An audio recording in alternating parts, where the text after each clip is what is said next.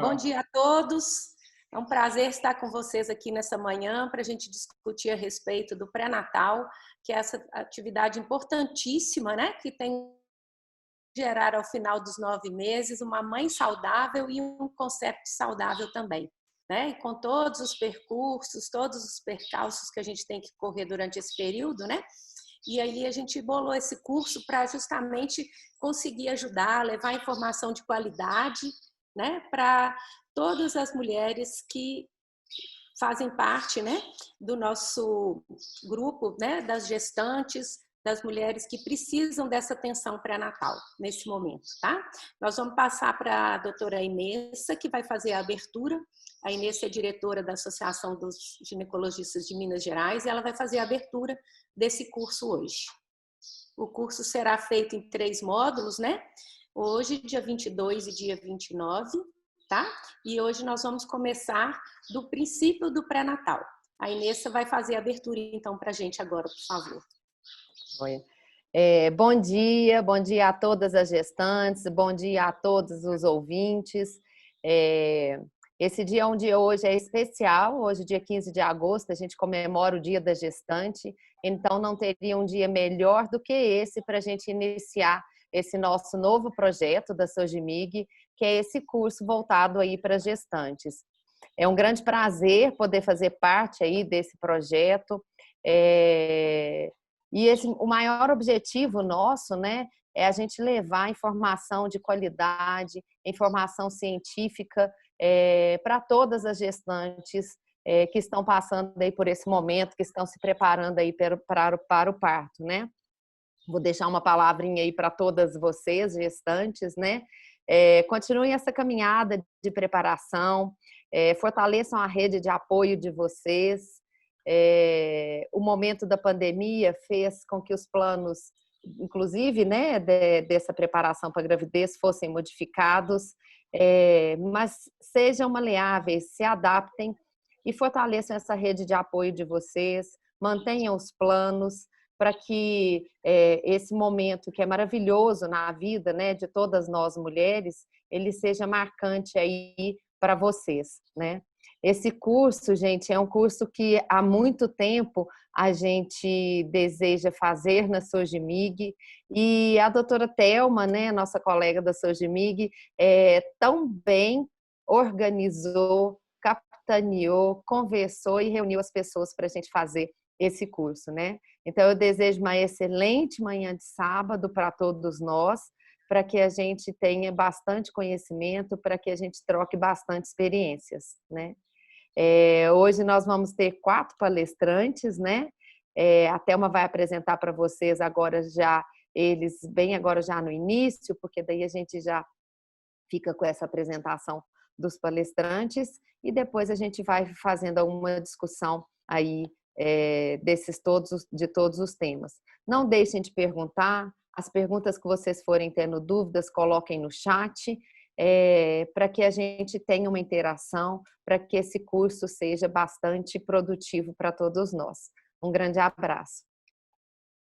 É o primeiro curso online da nossa Associação de Ginecologistas com o objetivo de levar informação para gestantes de uma forma que a informação correta chegue de uma maneira acessível. Então, como disse a Inessa, a gente precisa muito das perguntas e da participação de vocês para a gente atingir nosso objetivo de esclarecer as dúvidas, né? Então, hoje eu quero agradecer os palestrantes que aceitaram vir falar para a gente, tá? O primeiro vai ser o Dr. Ricardo Aureliano Diniz Guiado, que ele é especialista em ginecologia e obstetrícia e é o nosso vice-presidente da Sogimig. Depois vai ter a doutora Ana Cristina Lacerda Lobato, que também é ginecologista e obstetra. Ela é mestre em perinatologia e é pré-natalista do Serviço de Gestação de Alto Risco do Hospital Júlio Kubitschek, professora da Unifenas, supervisora do internato de ginecologia e obstetrícia da PUC Betim, UniBH, MG. Depois nós vamos ter a participação da doutora Cláudia Soares Laranjeira, que também é titulada em ginecologia e obstetrícia pela Febrasgo, é mestre em obstetrícia e ginecologia pela UFMG e atualmente ela é coordenadora e trabalha na rede Mater Dei de Saúde, né, onde é supervisora do programa de residência médica de obstetrícia e ginecologia. professora de Saúde da Mulher na Faculdade de Ciências Médicas de Minas Gerais, FELUMA, e é diretora de vice-presidências e diretorias regionais do interior, né, da Associação de Ginecologistas e Obstetras de Minas Gerais, tá? Nesse biênio. E depois nós vamos ter o Gabriel Costa Zanan, que também é membro diretor da SOGMIG, professor da UFMG e membro da Comissão Nacional de Urgências Obstétricas da FEBRASGO. Então, uma boa manhã para todos, vamos aproveitar agora e vamos iniciar os debates, tá? Doutor Ricardo. Muito bem, bom dia. Eu queria cumprimentar em especial as gestantes, aquelas que estejam aqui já na nossa sala, para esse nosso curso, que na verdade eu quero dar a ele, e acredito que os colegas da mesa também darão, muito mais um enfoque de compartilhamento de ideias, de conhecimentos, de trocas, na verdade, nesse momento tão especial. A doutora Thelma falou alguma coisa sobre... Não, a doutora Inês, sobre o dia da gestante. E hoje, coincidentemente, é 15 de agosto, um feriado, e em Lagoa Santa comemora-se o dia da Nossa Senhora, o jubileu de Nossa Senhora da Saúde. Coisa boa para hoje, saúde, e pré-natal é uma coisa muito agradável de se falar. Mas, então, eu gostaria de começar a dizer, como tem no título, engravidei. E agora? O que eu vou fazer? Eu sempre que falo desse assunto, eu gosto de convocar algumas coisas que já estão escritas para inserir exatamente o contexto, ou inserir o assunto. Eu vou tentar compartilhar aqui, se não conseguir, a Amanda vai me ajudar. Eu tenho alguns... Pronto, já está aqui. Muito bem. Assistência pré-natal. Vamos lá. Lá na Bíblia, do nosso livro maior, a gente tem uma frase que está em Juízes, e fala: veja bem, tu conceberás e irás gerar um filho. Doravante, não deverás mais beber vinho ou de bebida forte, nem comer comida impura. Por que eu trago isso aqui para convidar, e a próxima frase também tem esse objetivo, convidar para uma reflexão desse momento especial da vida da mulher. Momento da gravidez. Engravidei, descobri que estou grávida. Logo eu vou pensar, o que eu vou fazer? Primeiro eu quero escolher um obstetra para me acompanhar. Vai ser uma caminhada bonita, uma caminhada que eu vou precisar de ajuda. Mas logo, logo eu tenho que me ater, mesmo até antes de chegar no médico, que eu preciso me cuidar, de evitar a ingestão de produtos, bebidas, álcool, fumo, drogas, medicamentos que não sejam receitados por um médico. A própria Bíblia já nos diz isso. Gerarás um filho. Doravante, não faça mais uso de vinho ou bebida alcoólica no geral, né? E nem coma nada que possa te prejudicar, que possa dificultar a sua digestão e etc. De um modo geral. A próxima é uma frase, é um pedaço de uma música do nosso querido Roberto Carlos e Erasmo Carlos.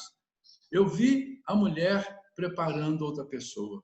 E é exatamente isso que, para mim, eu vejo a gravidez. É sempre um prazer enorme olhar para uma mulher preparando outra pessoa. E nesse contexto, a responsabilidade que eu acho que tem quem prepara a outra pessoa e quem é escolhido.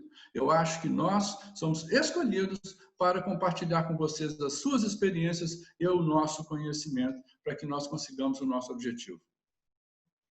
E a sequência da frase é: o tempo parou para eu olhar para aquela barriga.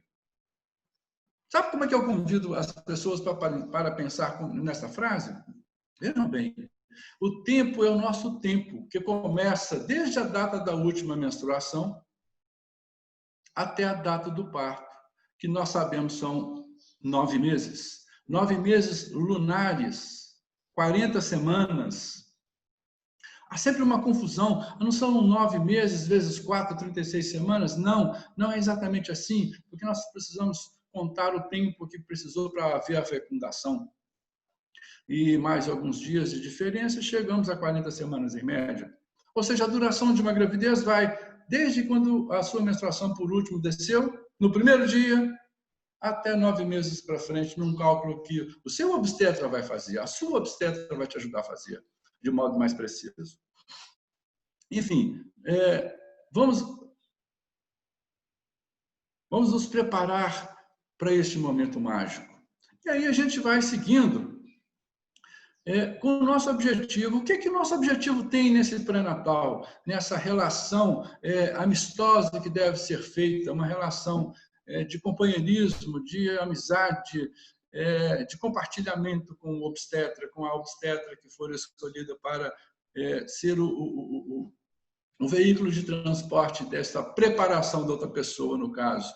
É garantir o bem-estar do binômio materno-fetal, ou seja, o bem-estar do feto e da mãe, de tal sorte que nós consigamos um nascimento de uma criança saudável com o menor esforço possível para a mãe.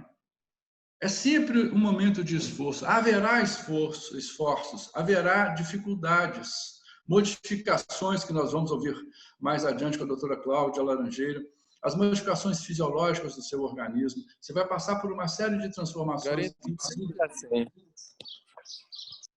induzidas pelos hormônios da gestação. E o nosso objetivo é esses, de certa forma, são esses 4 aqui. Se a gente conseguir que a gente promova ações de tal sorte que nós consigamos reduzir a mortalidade materna, as taxas de prematuridade, de óbitos fetais e da redução da mortalidade neonatal. Este é o foco da boa assistência pré-natal, ou da melhor assistência pré-natal que for possível.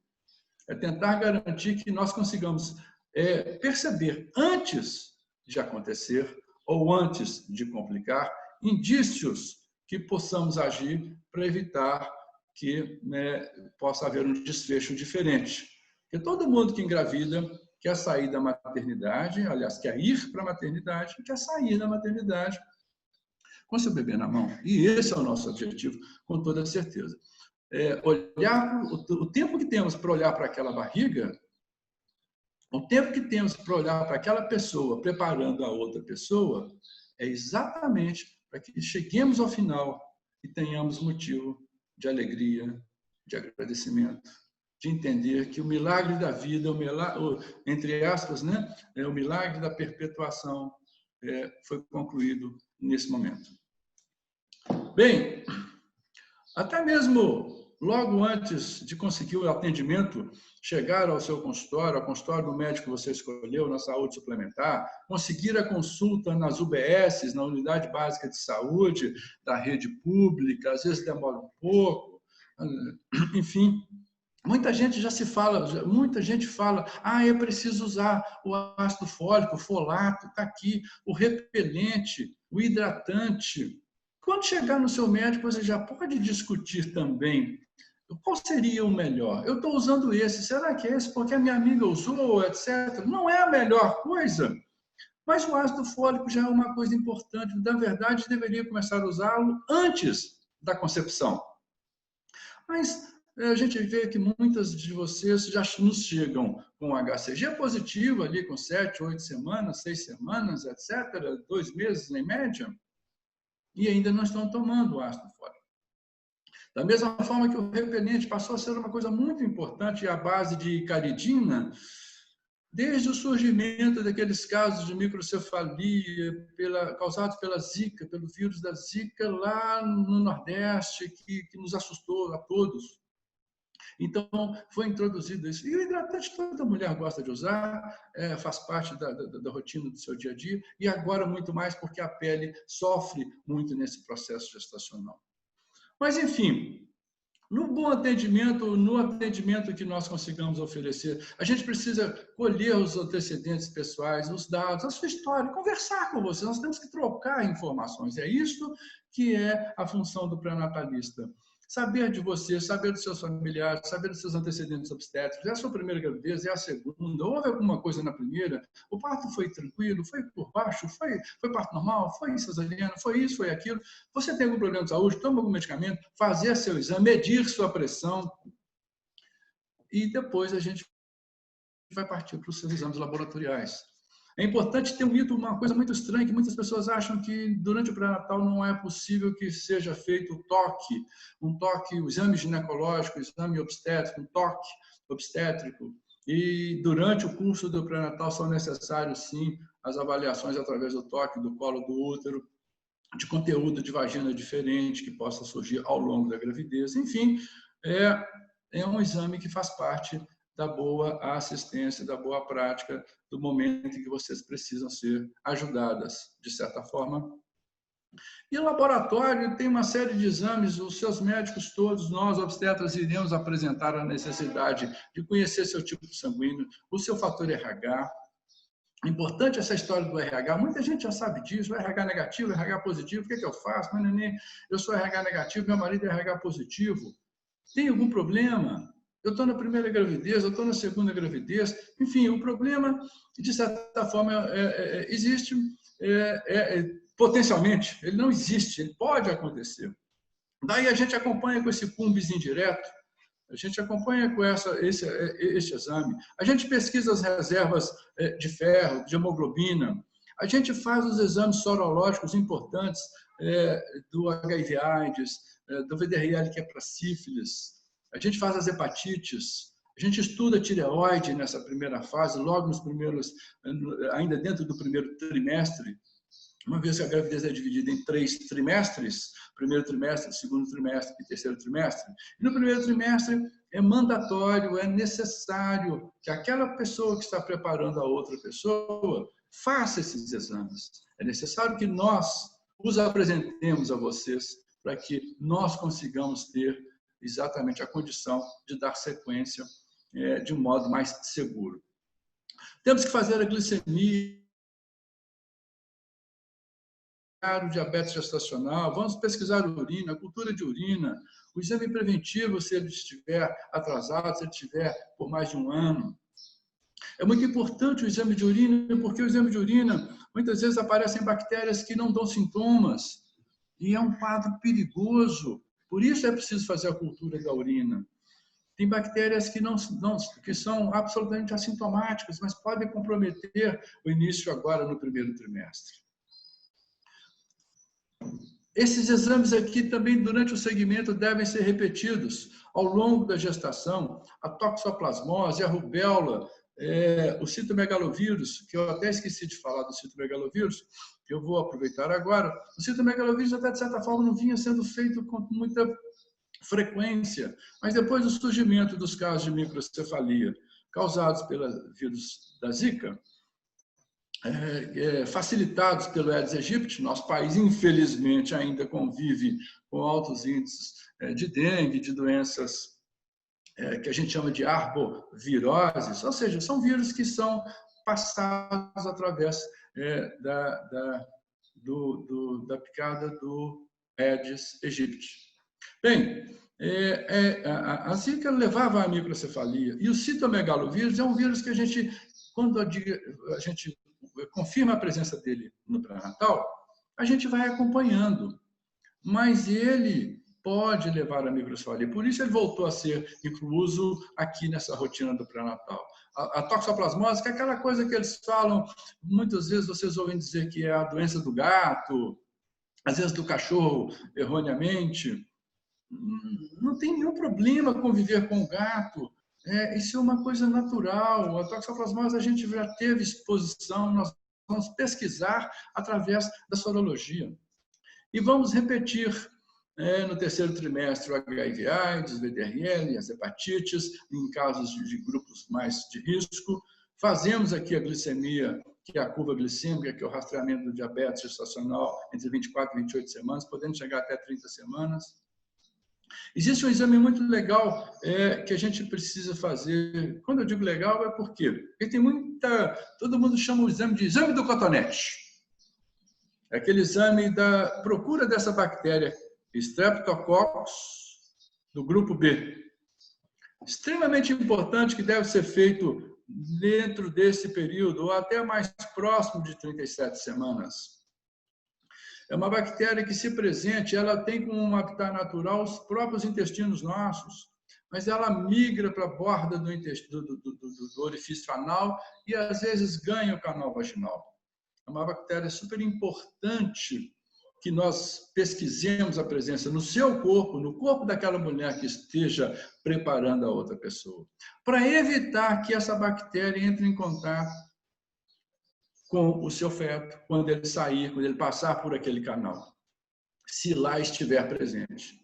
E a gente previne isso usando antibiótico, mas só e somente só, preste atenção, só e somente só quando internada você for na maternidade, no início do seu trabalho de parto. Não é necessário tomar um antibiótico receitado e tomado em casa. Não, não pode, inclusive. Ele deve ser usado no momento certo. Mas é um exame que tem muito folclore em torno disso, parece que é um cotonete, que é não sei o que, nada, não incomoda, é muito tranquilo, é fácil de colher, ele é borda anal e na entradinha da vagina, no orifício de entrada da vagina. É muito tranquilo e extremamente importante para promover, para assegurarmos o bem-estar do futuro recém-nascido. Uma passagem geral sobre os ultrassons que fazem parte, evidentemente, como exames de laboratório, como exames complementares, melhor dizendo, não são de laboratório, são de imagem. E, basicamente, a gente os divide em 4 etapas. Pode fazer mais? Vai depender. Mas vamos lá. Quando você chega no consultório do obstetra, no seu médico, já com a engravidei, e agora, o que eu vou fazer? Vamos estudar o embrião, vamos ver o saco gestacional, vamos ver se existe uma atividade cardíaca embrionária, e aí a gente vai fazer esse exame aqui, nesse período entre 7 e 10 semanas, 7, 8 semanas, é um momento ideal. Fazê-lo mais cedo, com 5, às vezes 6 semanas, se houver um errinho de data de uma semana, se você errou a data da sua última menstruação, ficou na dúvida, às vezes, o pré-natalista não consegue perceber a atividade cardíaca e você vai sair de lá preocupado. Ele viu o saco gestacional, ele viu o embrião, mas não viu a atividade cardíaca.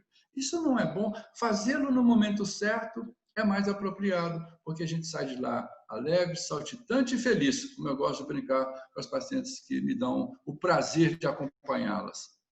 Mais adiante, um outro exame importantíssimo que vocês já ouviram falar, que é o exame da nuquinha do bebê, a translucência nucal. Na verdade, a gente pesquisa 3 marcas importantes que se vê no corpo daquele fetinho. A translucência, o osso nasal e o fluxo do duto venoso, de um modo geral. Basicamente, a translucência e o osso nasal garantem para a gente, nos dão informações precisas e seguras de que a morfologia do primeiro trimestre se completou na sua integridade e saudável, sem nenhum sinal de alteração que possa ter sido induzida nesse processo. Seguindo a gravidez, você ainda não descobriu o sexo, aí entre 13 e 20 semanas, todo mundo às vezes precisa ou quer, tem aquela curiosidade, nesse meio do caminho, pode fazer uma ultrassom só para a gente olhar para a genitália? Claro que vai olhar para o bebê como um todo, mas vamos olhar para a genitália para a gente descobrir o sexo. É necessário? Não, necessário não é. Mas isso é uma coisa que depende da vontade. Eu acho que a vontade de você que está preparando outra pessoa, ela precisa ser respeitada e compartilhada. Mas entre 20 e 24 semanas, a gente vai fazer o segundo exame, o segundo estudo morfológico. Este nos dá toda uma visão do feto, do corpo daquele outro ser em preparação. De todos os ossos, fechamento da coluna, da parede abdominal, da barriguinha do bebê, do coração, dos pulmões, intestinos, rins, bexiga, tudo. A gente consegue ver, o ultrassonografista nos dá informações muito precisas neste momento. E é um exame extremamente bacana de se fazer, é um momento de muita emoção. Eu acho bastante emocionante esse momento. Passada essa fase, a gente vai chegar já bem no final, já próximo do terceiro trimestre, E ali, por volta das 35, muito coincidente com o exame do Streptococcus, de 35 a 37 semanas, a gente, teoricamente, faz um último ultrassom. Esse ultrassom nos dá uma sensação, nos dá informações sobre condições do líquido amniótico, condições da placenta, se a placenta amadureceu mais depressa, se a quantidade de líquido lá dentro da barriguinha, dentro do útero, está adequada, do peso, do perfil, de um modo geral, de como o neném se encontra até aquele momento. Ah, mas eu posso fazer alguma coisa antes? Posso. Entre 28 e 30 semanas também tem um outro exame, até não é autorizado e coberto pelos planos de saúde suplementar. Também não é fácil o acesso a ele, eu acho que não, não existe o acesso a ele na saúde pública, nas UBSs, que poderia ser feito entre 28 e 30 semanas para ver o chamado 3D, 4D, que vê aquelas imagens em amarelo, que dá para ver o rosto, dá para ver partes mais nitidamente, entre aspas. Mas ele não está no protocolo de uma boa assistência. Pode ser feito, claro que pode ser feito, porque isso é, evidentemente, uma coisa que se compartilha e se decide juntos. Não é você, não sou eu, nós somos juntos. A gente faz aqui um contrato de parceria, de amizade, de compartilhamento de ideias, de vontades e necessidades. Enfim, falar um pouquinho de vacinas, isso vai ser dito outra vez, acredito, mas existe também uma certa preocupação com a questão vacinas. Grávida pode tomar vacina? Não só pode, como deve. Tem vacinas que são muito importantes. A prevenção do tétano, a vacina chamada duplo adulto, as hepatites, hepatite B em especial, a vacina antigripe, a vacina que o governo sempre faz, esse ano foi até antecipada para abril e maio. É importantíssima a vacinação, atentar-se para isso. É importante que nós todos tenhamos o nosso cartão de vacinas. Mas se a gente não os tiver, não encontrar, nós temos que nos comportar como não fomos vacinados, ou pelo menos uma dose de reforço da dupla tetânica a gente deve tomar. A antihepatite a gente pode não tomar, dependendo do exame de sangue que a gente pode fazer para rastrear a presença, procurar a presença de anticorpos contra a hepatite B. E uma outra importantíssima que foi introduzida no calendário vacinal, que está aqui, chamada DTPA, que pode ser aplicada após 20 semanas, após a 28ª semana. Isso é feito em serviço público, nas UBSs. Então, às vezes, varia o tempo, mas a partir de 20 semanas, você já consegue ter acesso a ela. E que vacina é essa? Essa vacina acrescenta um componente pertussis, um componente que protege contra a coqueluche, doença de muito tempo atrás, mas que voltou a ter uma incidência, e especialmente através da vacinação da mãe, a gente protege o recém-nato e a própria gestante, naturalmente. Tá? Enfim, vacina contra o sarampo, nós estamos falando muito de sarampo. Pode? Não pode, não pode. Agora essas cachumbas, rubéola, poliomielite, varicela, elas não podem ser usadas, porque são vírus que eles provocam uma doença na gestante. Em incidência, em intensidade menor. É assim que ela estimula o sistema imunológico a produzir anticorpos. Mas no momento da gravidez é melhor evitar.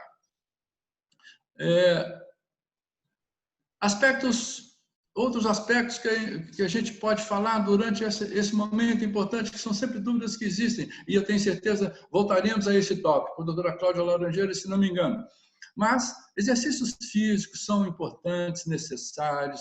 É importante continuar trabalhando, ter atenção para que tipo de trabalho a gestante exerce, naturalmente, né? Atividade sexual definitivamente não deve ser deixado de lado o parceiro.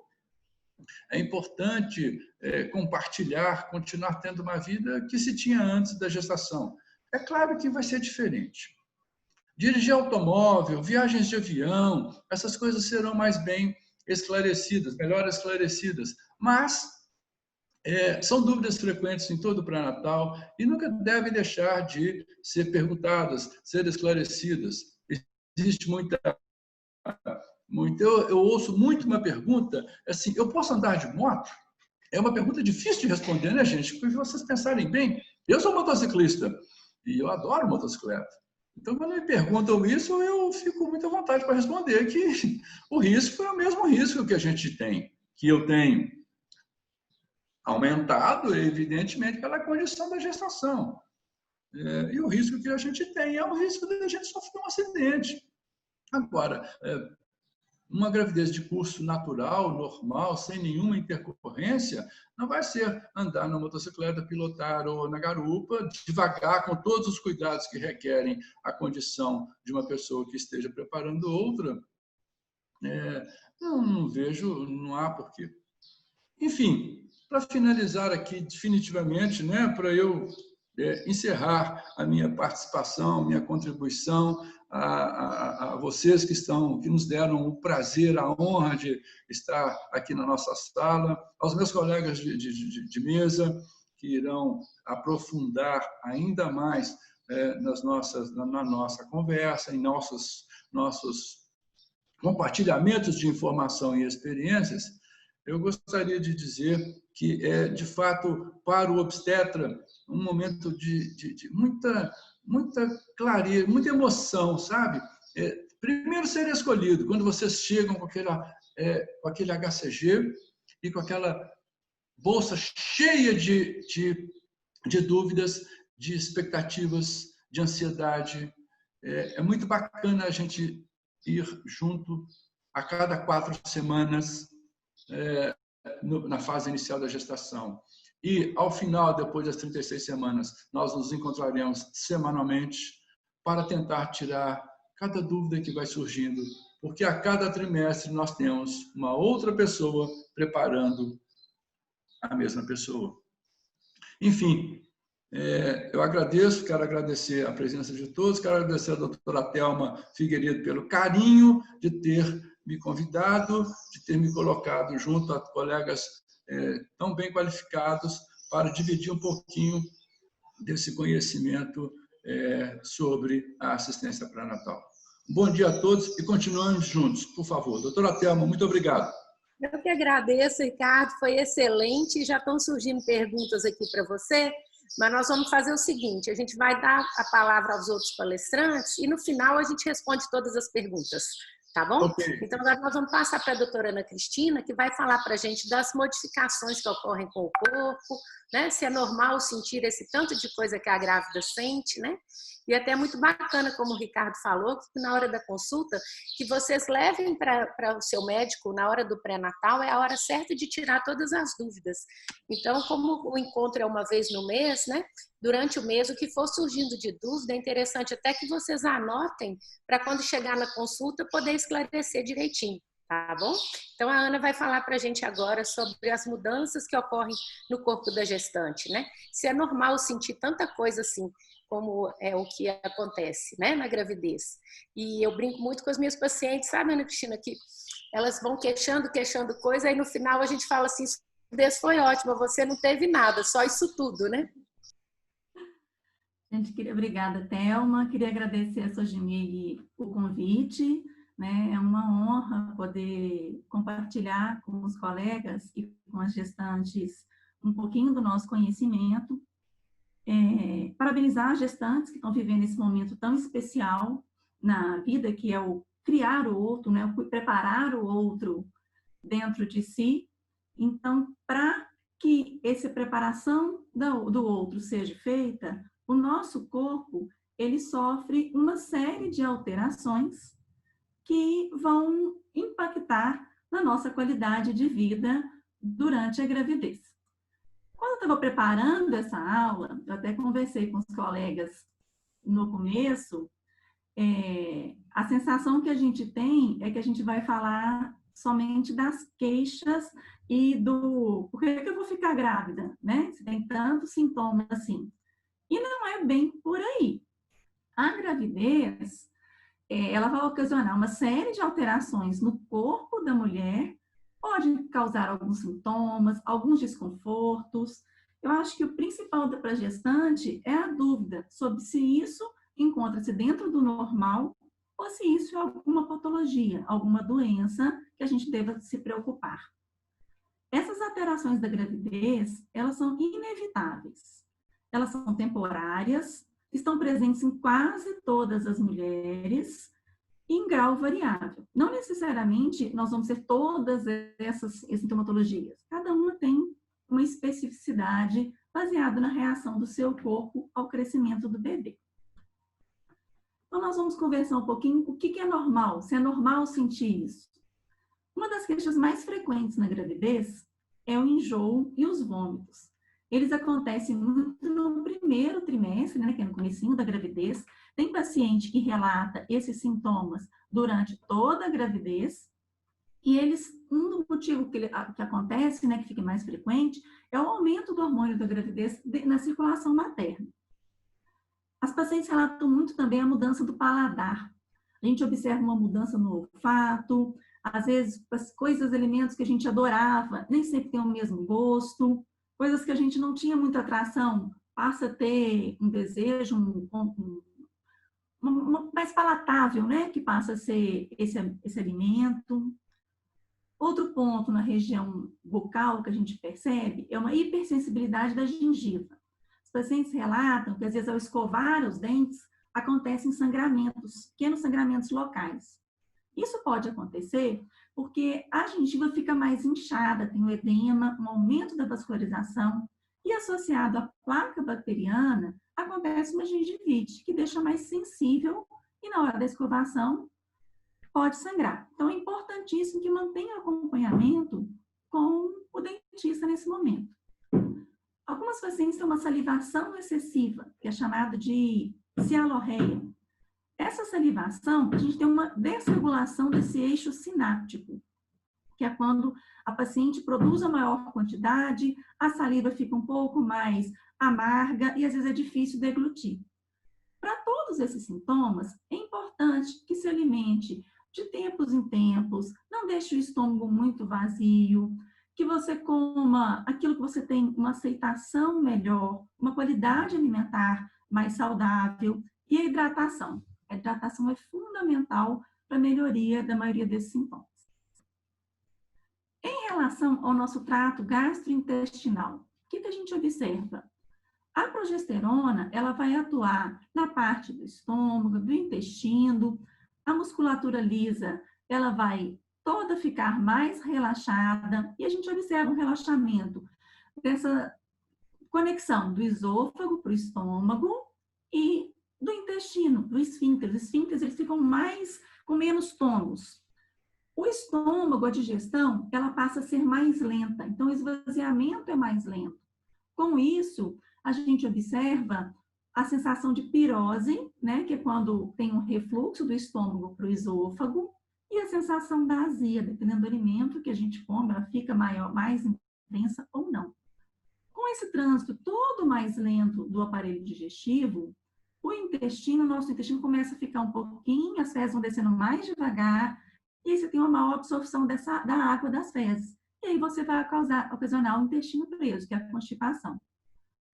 Como todo o trânsito está lento, isso promove a formação de maior quantidade de gases. Então, a atividade física, como o Ricardo já falou no começo, a Cláudia vai falar depois, é fundamental para a gestação, para contribuir e melhorar toda essa fisiopatologia que acontece. Uma queixa muito frequente e desconfortável também são as hemorroidas. Como o tônus dos esfíncteres eles estão relaxados, você tem o aumento da distensão abdominal e a compressão do crescimento do útero sobre a veia cava, a gente tem uma maior retenção de sangue, né, de circulação nessa parte inferior da pelve, e com essa compressão das fezes mais endurecidas, podem aparecer as hemorroidas. Mais uma vez, a hidratação passa a ser fundamental para a redução desses sintomas. Em relação ao hábito urinário, a grávida vai muito no banheiro, né? Quanto mais o útero cresce, mais vezes a gente vai. Isso é chamado da polaciúria, quando a grávida vai várias vezes. E a noctúria é quando a gente fala que a grávida vai várias vezes durante a noite também, porque a nossa bexiga ela vai tendo uma capacidade residual menor de ficar acumulando esse xixi lá dentro, e a gente vai tendo mais vontade de ir esvaziar essa bexiga. A gente observa também uma dilatação das vias urinárias. O rim, você vai ter um aumento do volume de sangue no corpo para poder formar o bebê, então você vai ter um aumento da filtração no rim. Então você tem uma maior quantidade de formação de urina no menor espaço de tempo. Com essa dilatação das vias urinárias, o xixi, a urina fica mais retida no trato urinário e você pode proporcionar maior predisposição a infecções urinárias. Então, mais uma vez, vamos tomar água. Em relação ao sistema nervoso, o que a gente observa de queixa? Insônia, sonolência, alterações do humor, as dores de cabeça. Todos esses fatores são impactados pelos hormônios da gravidez. A mais frequente é a sonolência. A grávida, ela fica com uma capacidade de memorização menor, ela tem uma resposta mais lenta aos estímulos. Então, tudo isso é importante a gente ficar atento e saber que está dentro do esperado da gravidez, né? Com essa alteração do sono, é esperado você tenha uma fadiga, uma maior sensação de cansaço.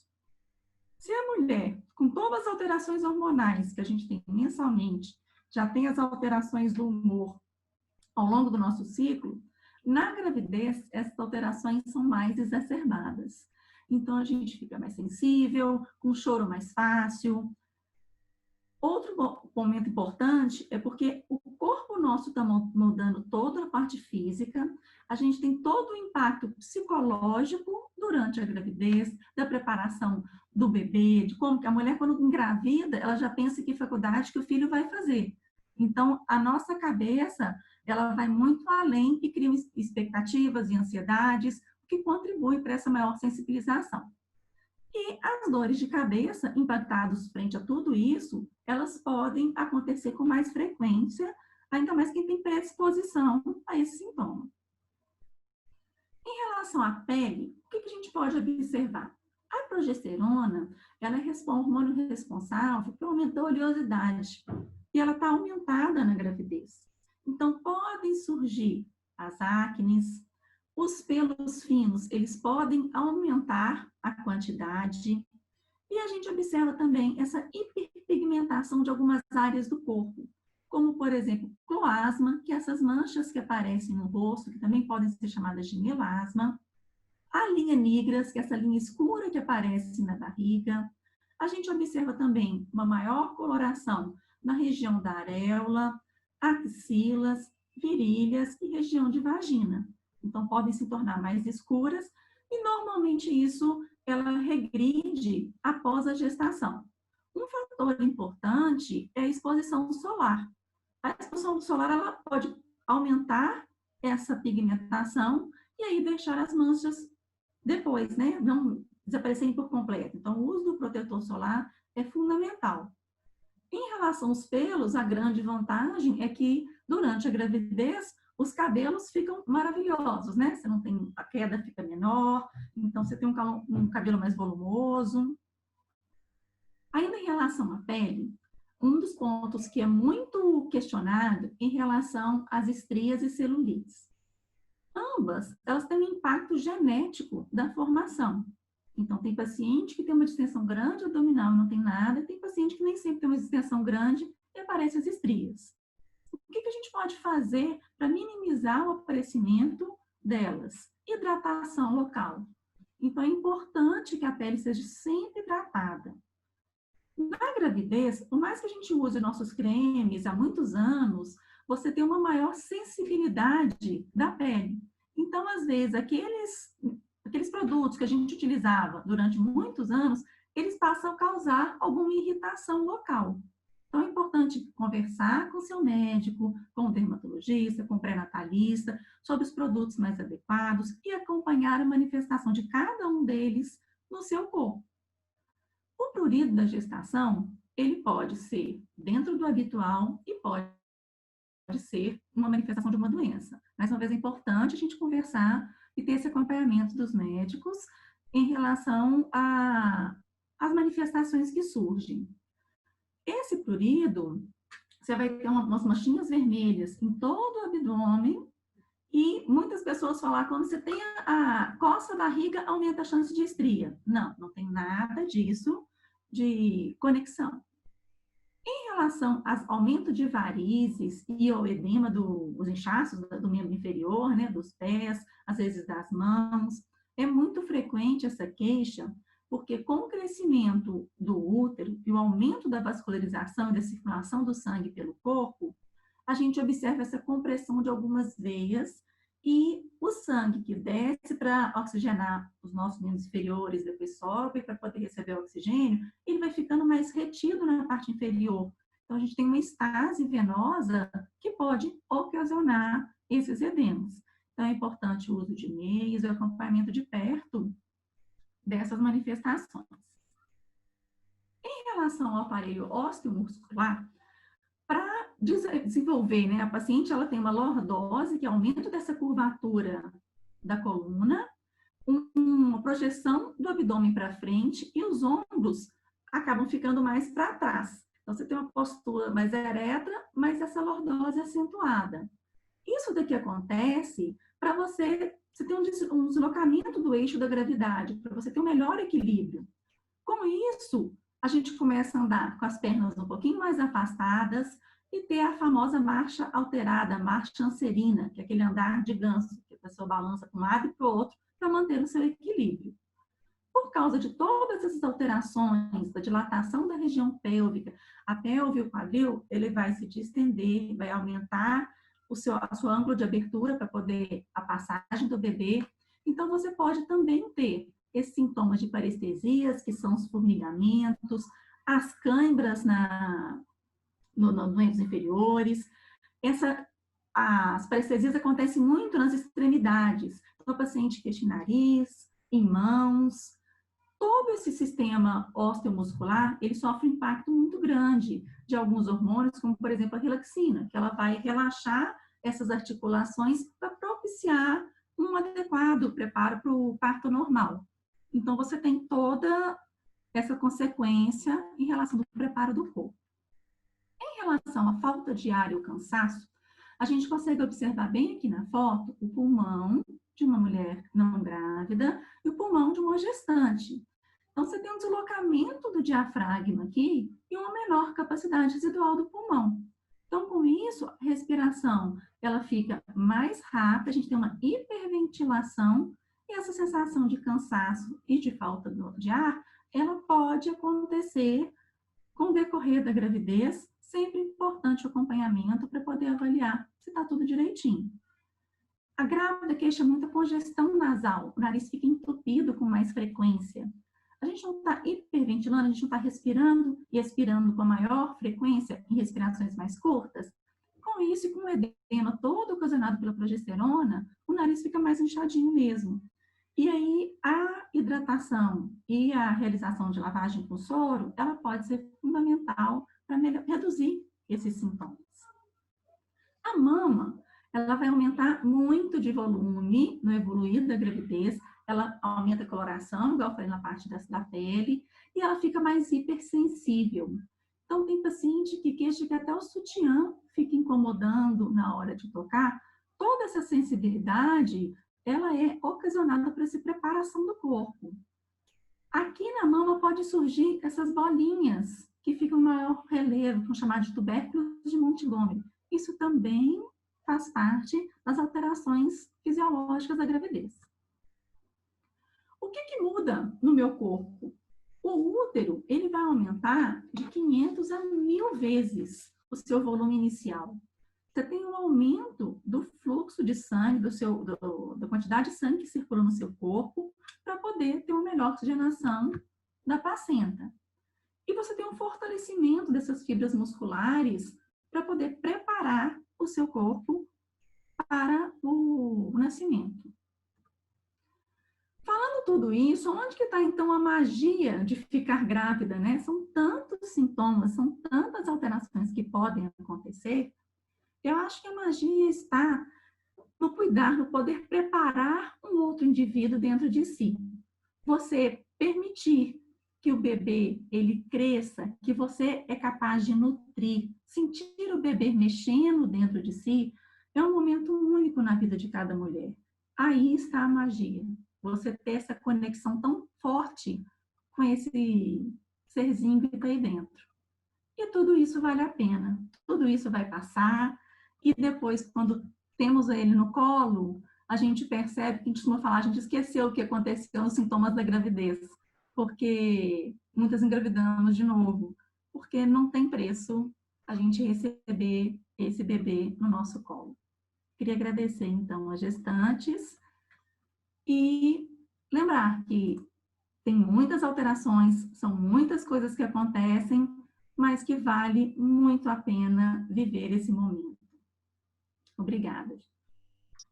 Muito bom, Ana, muito bom, Ana Cristina. E é isso mesmo, né? Então, aí a gente está aproveitando, né, que tem esse curso para esclarecer isso tudo e reforçar novamente, né, a importância do pré-natal, aquele encontro mensal, onde a cada mês vão acontecer eventos diferentes no corpo da mulher, né? Que só o obstetra vai saber administrar, orientar e ajudar a superar tudo isso para a gente chegar lá no final com muita saúde, né? E ter um bebê muito saudável também. Então, é muito importante mesmo que faça o pré-natal, que leve suas dúvidas, suas queixas, né? Para o obstetra te ajudar a caminhar, né? Para chegar lá e chegar bem. E nessa mesma linha, né? Agora nós vamos ter a doutora Cláudia Laranjeira, que vai explicar para a gente, né? O que muda na vida, né? O que pode, o que não pode em relação ao trabalho, vida sexual, como que ela se prepara, como que ela fortalece seu corpo, seu períneo para minimizar esse impacto da gravidez, como que ela consegue levar a vida dela de uma maneira mais natural possível, né? Sem mudar muito, né? O que ela gostava de fazer, o ritmo que ela vive, né? E ao mesmo tempo, né? Como que daí para frente ela vai se tornar ainda melhor, uma pessoa melhor ainda, né? Mais completa e com mais amor na vida, né? Então, a doutora Cláudia agora, por favor. Bom dia, fico feliz aqui de estar vendo esse evento. Obrigada, Thelma, né, e todos os demais membros da diretoria, Amanda e Vanessa pela organização, né, dessa webinar. A gente sabe que está todo mundo aprendendo a trabalhar virtualmente, né, então isso é um ponto muito bacana. E agradeço especialmente a todas as gestantes, né? Nós sabemos também que não são só gestantes que estão nos assistindo, talvez tenha pessoas aí que estão planejando uma gravidez, né? E por isso estão juntas. E existem outros médicos aqui no nosso público também, sejam bem-vindos.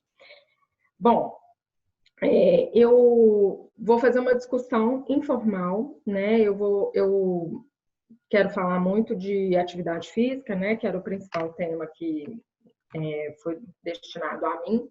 E a gravidez, ela é um momento muito especial e hoje esse assunto ele tem uma importância muito grande porque a gente sabe que a gente tem muitos atletas, né, que são atletas amadores, não são os atletas de alta performance.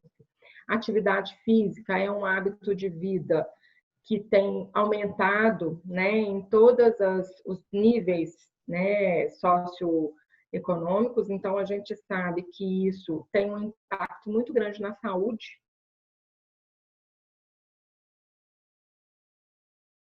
Um momento fisiológico da vida de qualquer mulher, né? A atividade física, ela tem um papel, certo? E a primeira pergunta que toda gestante faz, né, principalmente a gestante que tem um hábito regular de fazer a atividade física, ela se pergunta, eu tenho que parar a minha atividade física porque eu estou grávida?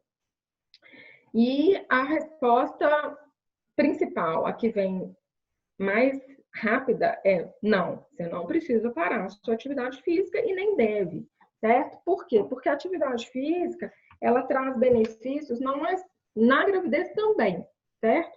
Então, assim, quando a gente vê alguns mitos, né, que existem, que a atividade física vai causar um abortamento, a gente também tem que interpretar isso da forma certa, tá? A atividade física, ela não é a causadora de um abortamento.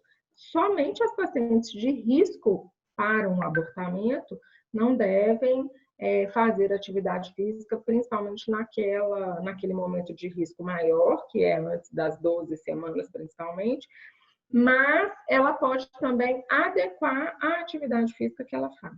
Né? O que são mulheres de risco para ter abortamento? Aquelas mulheres que apresentam algum sangramento e que a gravidez esteja evoluindo, né? Ela tem o sangramento uterino, né? Que se exterioriza pela vagina e ela vai ser colocada longe das atividades físicas, da relação sexual neste momento.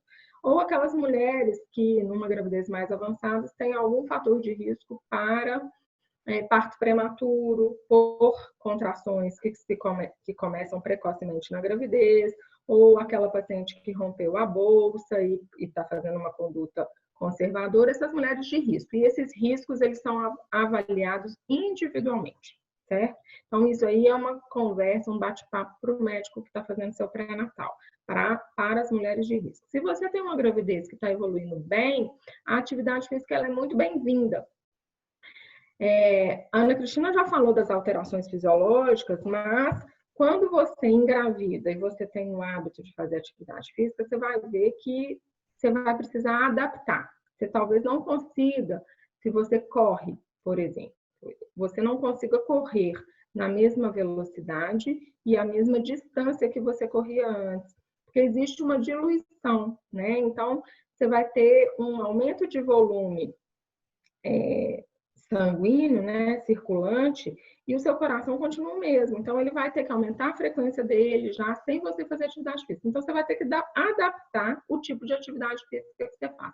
Então, eu sempre digo o seguinte, você tem que avaliar a frequência da atividade física que você vai fazer, a intensidade que você vai fazer, né, e o tipo de atividade física. Existem realmente alguns esportes que não são indicados para a grávida, principalmente pelo risco de queda, de lesão, e aí sim a gente tem que adequar. Então, isso também, se você tem um personal, você vai adequar com o seu personal, ou mesmo com o seu médico pré-natalista, ele vai te auxiliar nessa orientação de como que você vai adequar o ritmo de atividade física que você faz para o momento da gravidez que você está.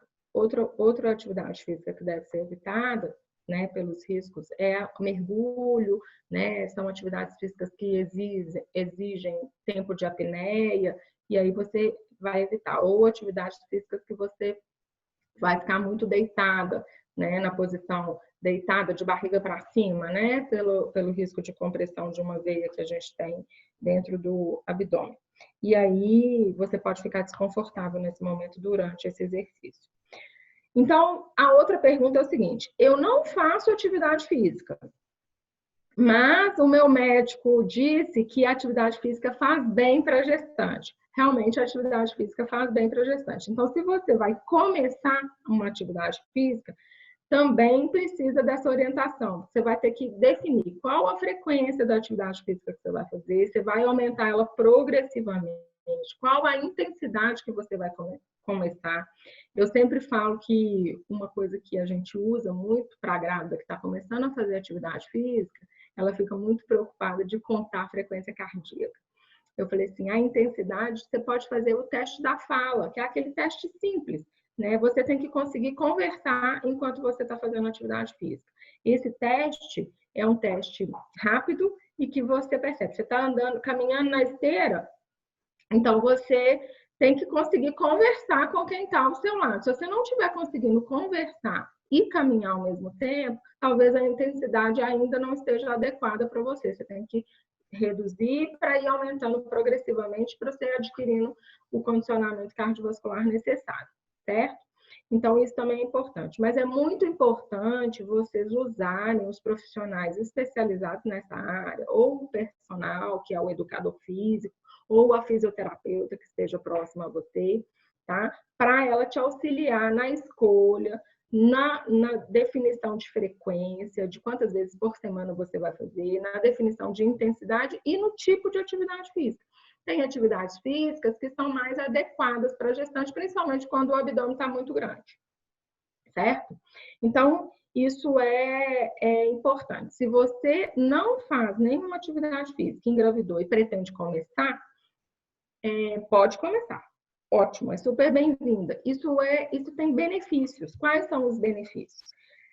Cientificamente, já existem alguns trabalhos que falam que essas mulheres que fazem atividade física regular na gravidez, de média ou alta intensidade, né, que vai aumentando progressivamente, isso deve ser ajustado para cada gestante com as suas particularidades, elas desenvolvem menos diabetes gestacional, elas têm um ganho de peso. E tem alguns estudos até que dizem que esses bebês dessas mães que fazem atividade física regularmente, eles têm menos doenças cardiovasculares na vida adulta, certo? Então, olha que benefício. Você está causando bem para o seu filho e eles também podem desenvolver menos diabetes ao longo da vida. Então, quer dizer, isso chama epigenética. São coisas que a mãe passa para o seu filho e que vão interferir na vida deles até quando adulto, certo? Então, é uma coisa muito bacana. Então, a atividade física, hoje, ela é muito bem vista na gravidez. Com todas as ressalvas que eu disse, existem pacientes que têm os seus riscos próprios e que devem ser analisadas individualmente com o seu médico de pré-natal, ok? Então, falando aqui dos mitos, tá? Não causa abortamento, não causa trabalho de parto prematuro, exceto nas pacientes que já têm esse risco próprio, certo? Então, quais são as atividades ideais? São atividades que não têm esse risco de queda, de lesões, né? A gente sabe que a grávida, a Ana Cristina falou disso, ela tem uma hipermobilidade das articulações, então, existem algumas atividades que podem predispor mais a risco de lesão ligamentar, ou seja, dos ligamentos de joelho, de cotovelo, de ombro. Então, isso tem que ser ajustado. É sempre bom ter um educador físico próximo para ele te orientar se você não está fazendo movimento errado em alguma atividade física específica, ok? Então, não tem que parar a atividade física, ela é muito bem-vinda. A doutora Thelma falou um pouco, né, para eu falar sobre o preparo da musculatura, do períneo, né, e isso hoje tem sido uma preocupação muito grande das mulheres, e eu acho que procede essa preocupação, né, a gente sabe que a gravidez, ela tem um efeito em toda a musculatura da nossa pelve, ou seja, aquele chão da nossa pelve, que é o períneo, propriamente dito, ele é um grupo de músculos totalmente interligado e coberto por algumas fáscias. Fáscias é aquele tecido fininho que cobre os músculos. E esses músculos, eles sofrem eles são sobrecarregados na gravidez. Independente da via de parto, tá? Então, independente se você vai ter um parto cesariano ou um parto vaginal, você tem uma sobrecarga na musculatura do assoalho pélvico. E isso acontece ao longo de toda a gravidez. Então, fazer exercício dessa musculatura especificamente é muito bem-vindo na gravidez, porque você vai preparar a sua fibra muscular para chegar ao fim da gravidez, que é o ponto máximo onde a gente tem essa sobrecarga, e ainda o ponto máximo da produção hormonal, e que esses hormônios da gravidez, eles também têm um efeito no relaxamento dessa musculatura. Se você faz atividade física específica para esse períneo, você vai estar melhorando a qualidade do músculo. Então, você vai prevenir várias lesões que podem ocorrer e disfunções. Uma das disfunções que é mais comentada aí entre as gestantes é a perda de urina sem querer, certo? Então, isso você pode melhorar essa função e evitar a incontinência urinária após o término da gravidez. O exercício dessa musculatura também, ele vai melhorar a sua condição para ter um parto vaginal. Por exemplo, a gente consegue ter incidência de períneo, de episiotomia, nesses períneos que são bem preparados durante a gravidez. Então, a episiotomia, nós sabemos que hoje ela deve ser evitada, né? Ela tem suas indicações específicas, mas num primeiro momento, toda gestante que está indo para um parto vaginal, o objetivo é a gente não realizar a episiotomia, certo? A gente tem as indicações bem específicas.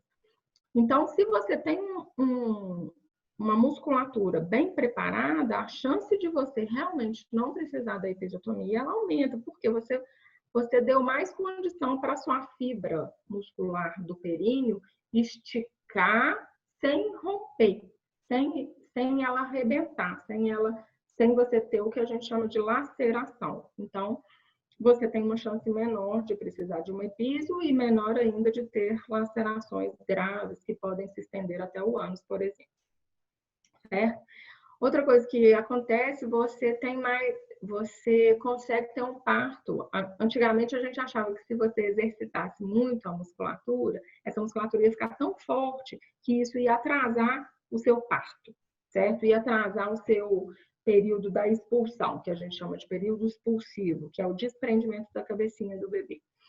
E aí, na hora do parto mesmo. E hoje a gente sabe que é o contrário, você não tem isso, a sua musculatura ela tem muito mais capacidade e, além de tudo, você vai ter a oportunidade, durante esses exercícios do períneo, de treinar as forças de expulsão, porque a mulher ela tem participação ativa no parto dela.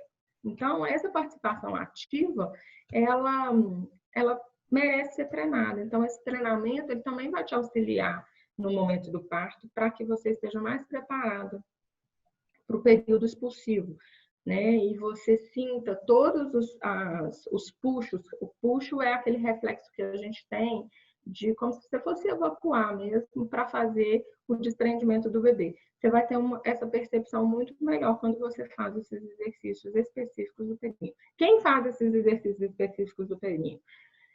São as fisioterapeutas, principalmente, certo? Tem fisioterapeutas que são especializadas nessa área, seu médico pré-natalista pode te orientar como encontrá-las. E aí, essas fisioterapeutas, elas vão te treinar a ter percepção dessa musculatura. Isso é muito importante, porque muitas vezes a gente, quer contrair a musculatura do períneo e contrair da raiz da coxa. Então, você não está identificando. E o treinamento junto com a fisioterapeuta, ele vai te ajudar. Muitas professoras de Pilates, elas iniciam esse processo de reconhecimento, de identificação da sua musculatura, e isso também é bem-vindo. Mas um treinamento específico com a fisioterapeuta, eu considero que pelo menos um encontro é adequado para que você consiga identificar bem essa musculatura e treinar essas forças de expulsão que eu disse. Bom, eu acho que esse assunto ele é muito bacana, principalmente porque hoje a gente tem muita atleta, a gente tem muita gente com hábitos muito saudáveis de vida. É muito comum uma gestante já ser uma atleta que seja de academia ou de algum esporte específico, não profissional, mas amador mesmo. Então, eu acho que vai ter muita dúvida e eu estou aberta a responder as dúvidas de vocês.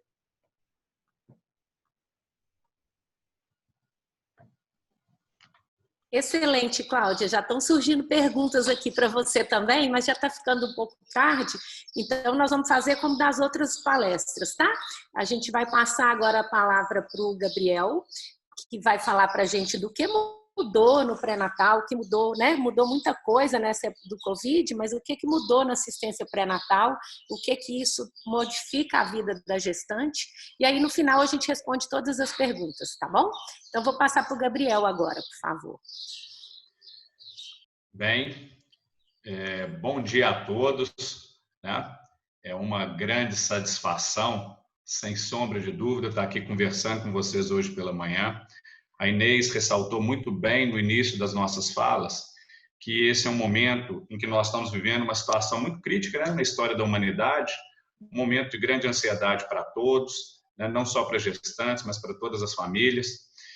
Mas a gestação ela sofre alguma influência com isso, né?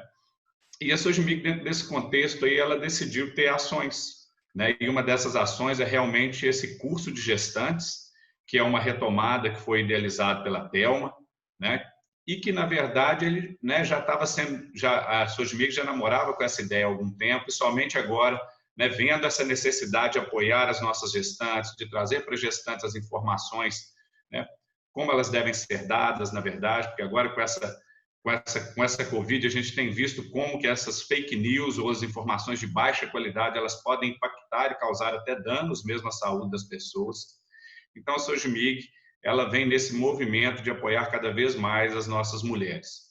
Então, isso é um motivo de orgulho para quem participa da Sojimig, né? E eu gostaria de convidar vocês, gestantes, que se aproximem cada vez mais da nossa sociedade, né? Que isso para a gente vai ser um privilégio, tá?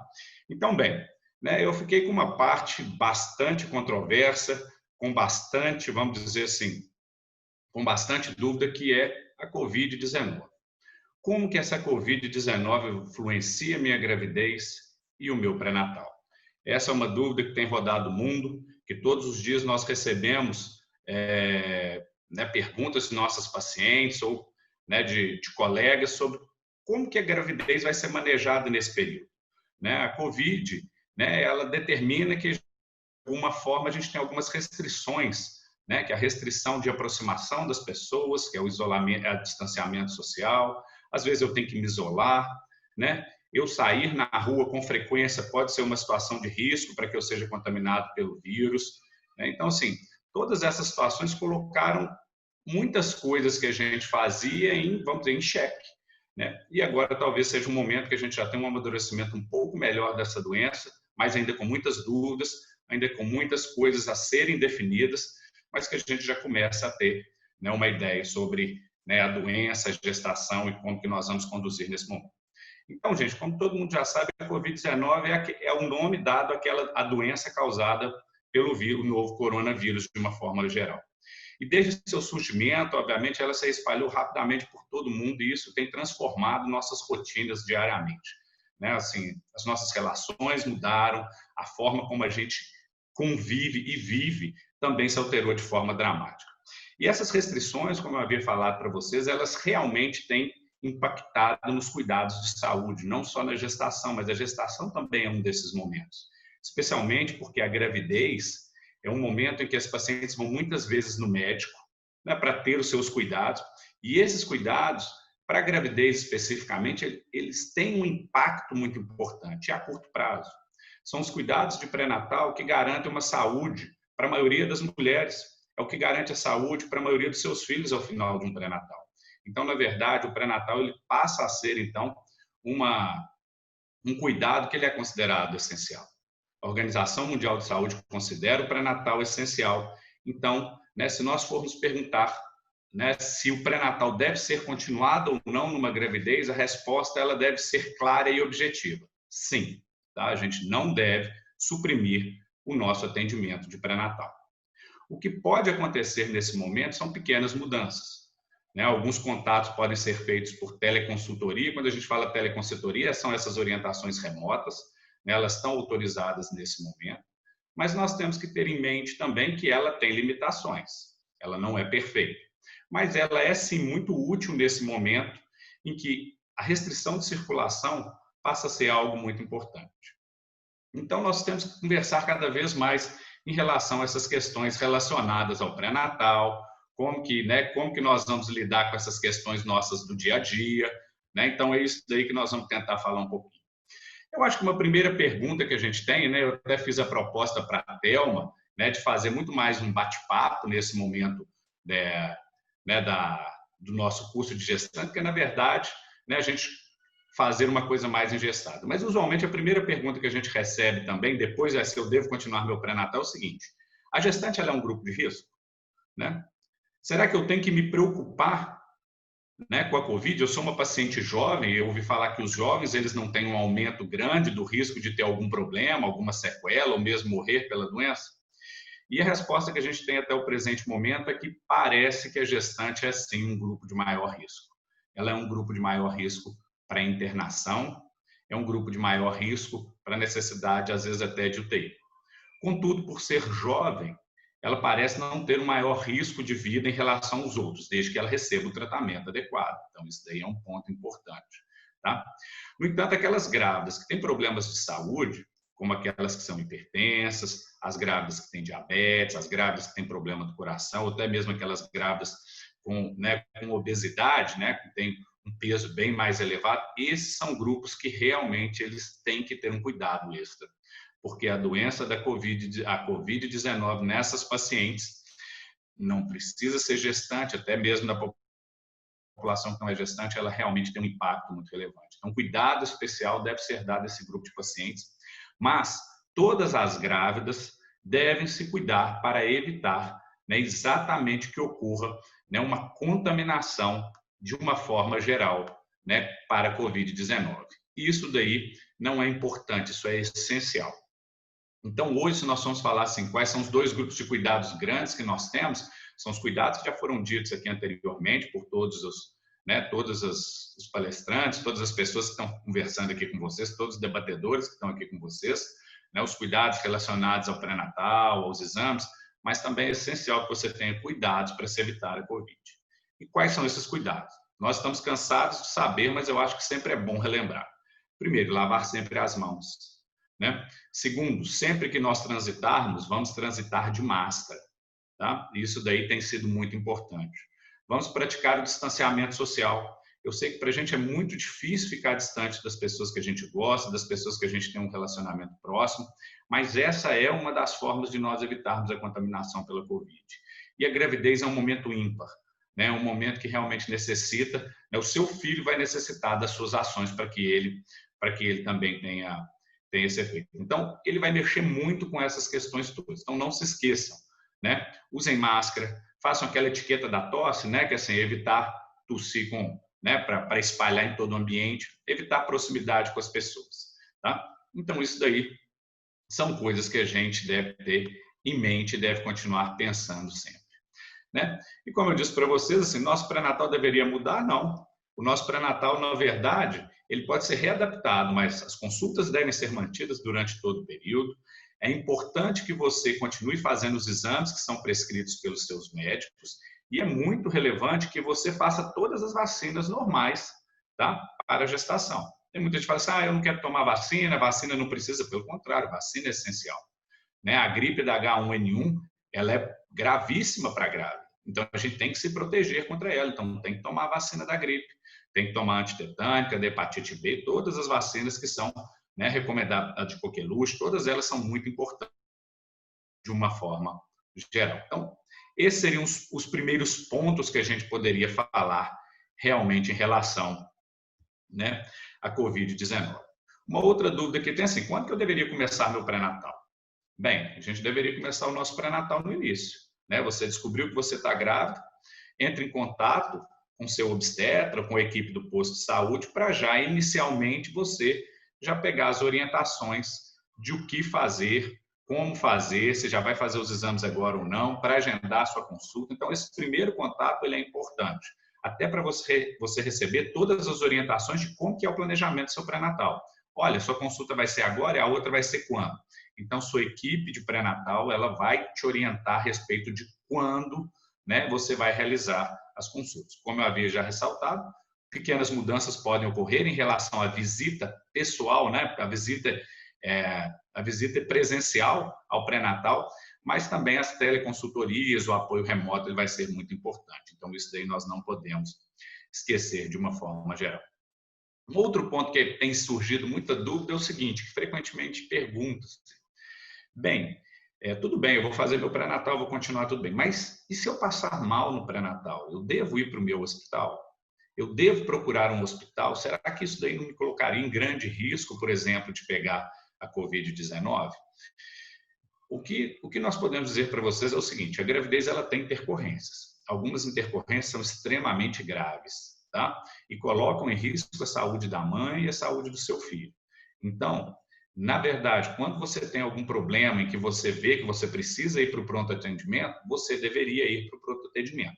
Só que, obviamente, tomando todos os cuidados, né? Os cuidados de usar máscara, manter o distanciamento. Obviamente, quanto menor o tempo você ficar lá, melhor, mas a gente não deve deixar de fazer as consultas em pronto atendimento quando realmente elas são necessárias, né? E aí, quando que seriam necessários? Toda vez que precisar de fazer um exame físico para descartar uma complicação grave.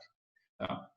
E muitas pacientes têm deixado de fazer essas visitas, né, ou têm deixado de ir no pré-natal por medo, e isso tem preocupado muito a gente, porque a gente sabe, né, como obstetras, como pré-natalistas, né, as equipes que fazem seu pré-natal em geral, elas sabem que se você não tem um cuidado adequado na gravidez, os riscos da gestação aumentam muito. Se você não faz as visitas de pré-natal, se você não faz as visitas ao hospital quando é essencial, né, por exemplo, numa intercorrência importante, isso daí pode colocar em risco a saúde, né, de você e de seu filho. Então, existe essa recomendação, sim, de continuarmos indo, né? E aí, na verdade, a gente vai tomar os nossos cuidados, tá? Então, coisas como essa são importantes que a gente debata e que a gente deixe isso bem claro para as pacientes. Um outro ponto que acontece é a questão que se discute muito o seguinte: o meu parto, né? Eu deveria ir para a maternidade para ter meu parto ou não, né? Agora também está se discutindo muitas questões relacionadas ao quê? Ah, vou ficar em casa porque eu não vou pegar o Covid. Bem, essa é uma observação que deve-se tomar muito cuidado. O parto dentro do hospital ainda é o local mais seguro para ter seu filho, mesmo nesse período de pandemia do Covid. A gente tem alguns estudos no mundo que avaliaram momentos de outras epidemias em outros países, né, como, por exemplo, o ebola, né, algumas outras viroses também extremamente graves que fizeram uma mobilização local como essa que nós temos. E quando eles observaram que as pacientes deixaram de ter seu pré-natal, deixaram de ir para o hospital para ter seu parto, a mortalidade de mães e de filhos aumentou de forma absurda, né? Então, não é aceitável hoje, né, obviamente, né, dentro desse conceito, você deixar de ter o seu parto dentro do hospital pela Covid. Então, a recomendação que é feita é: tenha seu parto no hospital para você garantir a sua saúde do seu filho. As maternidades, elas estão se preparando e já estão preparadas, né, para que receba você de uma forma diferenciada, com cuidado. As pacientes que têm estado gripal, elas são pacientes que têm ido para um fluxo diferente do habitual, então elas não têm ido para o mesmo fluxo que as pacientes que não têm sintoma nenhum. Então, ir para o hospital é importante e é seguro para ter os seus filhos, tá? Então, essa é uma outra informação que tem, às vezes, discutido-se muito, tem se ventilado muito, que causa grande preocupação, né? Obviamente que cada um tem a sua autonomia, mas lembre-se que o risco coloca em risco não só a sua vida, mas a vida do seu filho também, tá? E a gente sabe que o parto fora do ambiente domiciliar, fora do ambiente hospitalar, ele traz riscos para mães, né? Ele aumenta o risco da mãe e ele aumenta o risco para o seu filho também, tá? Então, esse é um outro ponto de destaque. E aí, dentro desse próprio contexto, aí surgem as questões de o acompanhamento durante a sua visita no hospital, né? Ou mesmo durante o pré-natal, né? A gente sabe que a grávida tem direito, tá, de que ela tem um acompanhante em todas as atividades, né? E no hospital, na hora do parto, todas têm sido autorizado a presença de acompanhante. Mas alguns cuidados têm sido recomendados, algumas ações às vezes até um pouco restritivas, que seriam o quê, por exemplo? O meu acompanhante, se ele é do grupo de risco, talvez não valha a pena ele fazer, né, esse acompanhamento seu durante toda a internação, tá joia? Se o seu acompanhante está com sintoma gripal,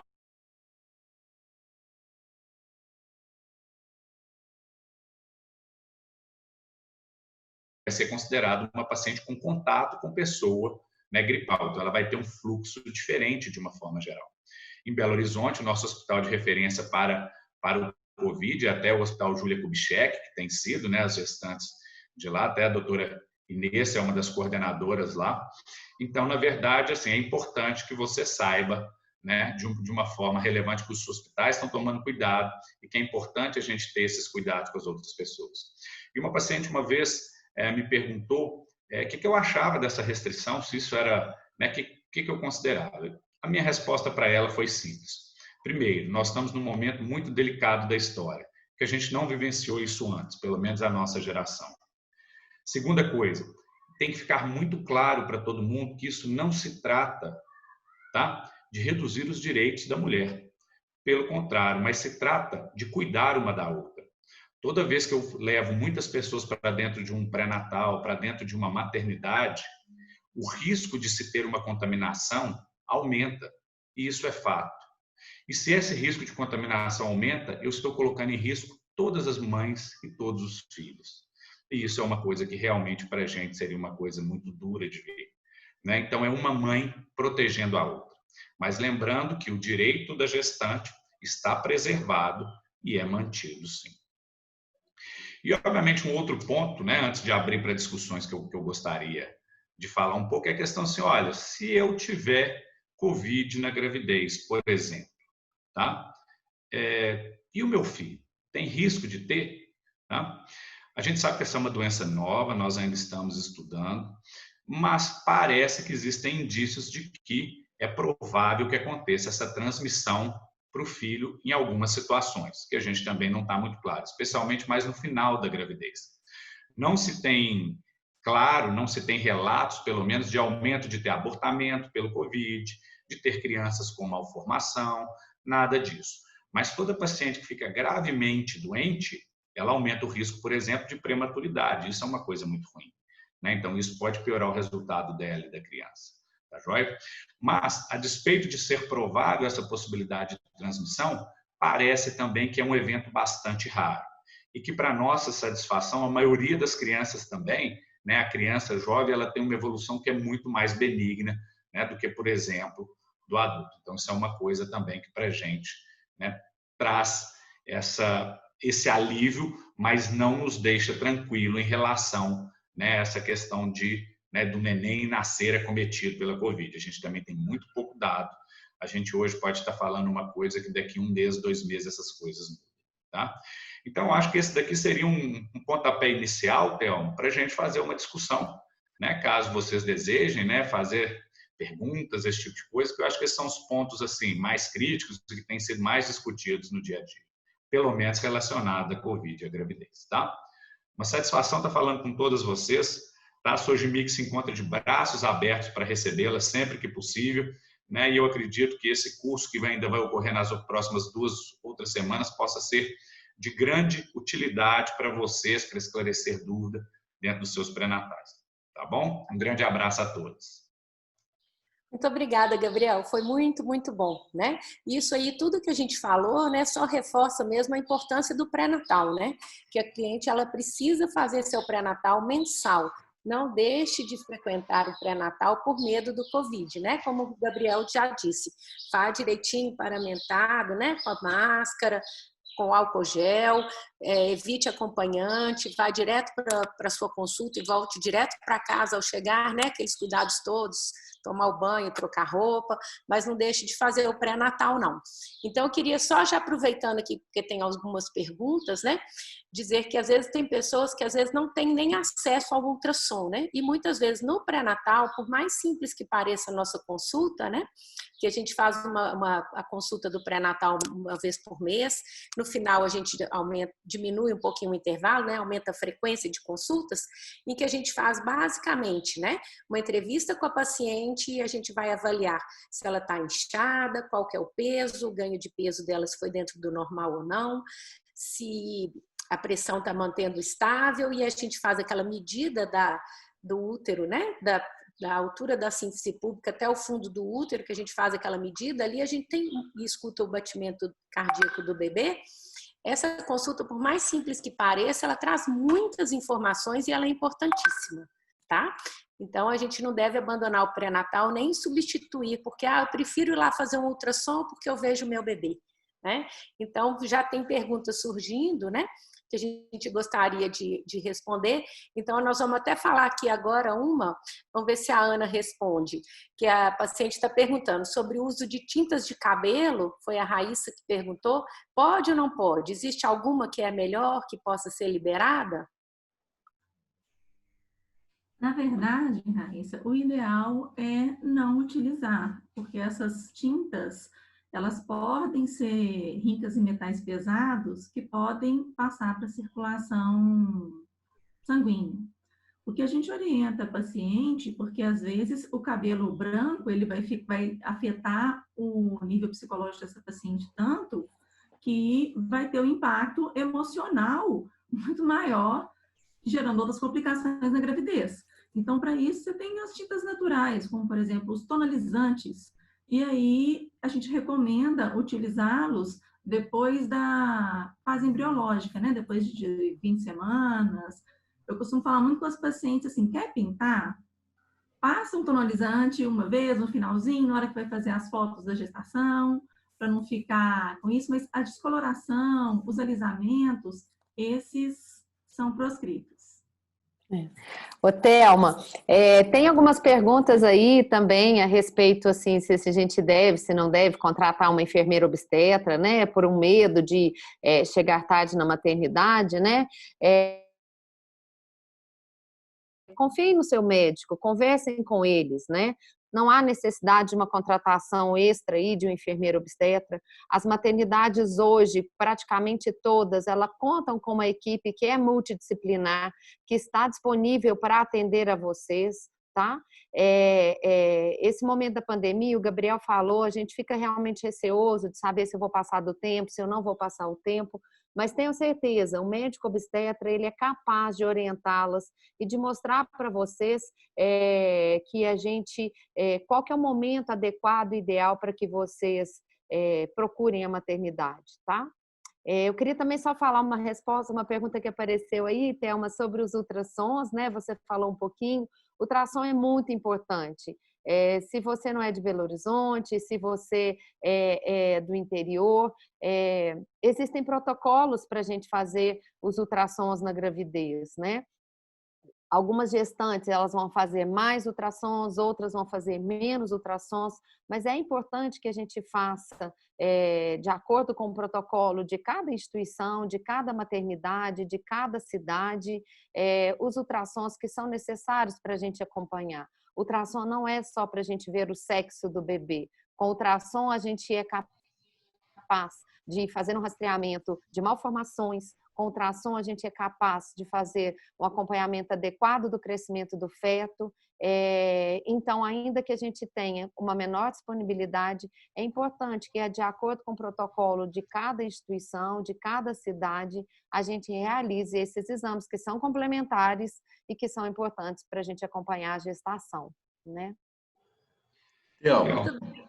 Tem uma pergunta também para o Gabriel aqui, no caso, a Inessa também, que trabalha muito com o Covid, né, pode responder, que eles estão perguntando quando que a família pode ir lá visitar e conhecer o bebê, né? Quem quer responder? Bem, eu vou responder só da maternidade, tá, Gabriel? Assim, na verdade, as visitas pela Organização Mundial da Saúde, pelo Ministério da Saúde, pela nossa Secretaria Estadual de Saúde, elas estão suspensas, né? Então, as visitas das maternidades, bem como as visitas aos outros pacientes, elas estão restritas justamente para a gente evitar o contágio, para a gente evitar a aglomeração, né? Se vocês olharem aí na internet, está cheio de pessoas mostrando como, cheia de criatividade, como fizeram para a família conhecer o recém-nascido, né? Então, isso que nós estamos fazendo aqui agora, esse web meeting, é uma das formas que as pessoas têm se utilizado para fazerem com que a família, com que os amigos conheçam os recém-nascidos, né? Então, realmente não é indicado que hajam visitas, exceto, obviamente, né, gente, do pai da criança ou da avó, então de uma pessoa, que é o que tem sido a recomendação. Gabriel? Uma também que está cuidando.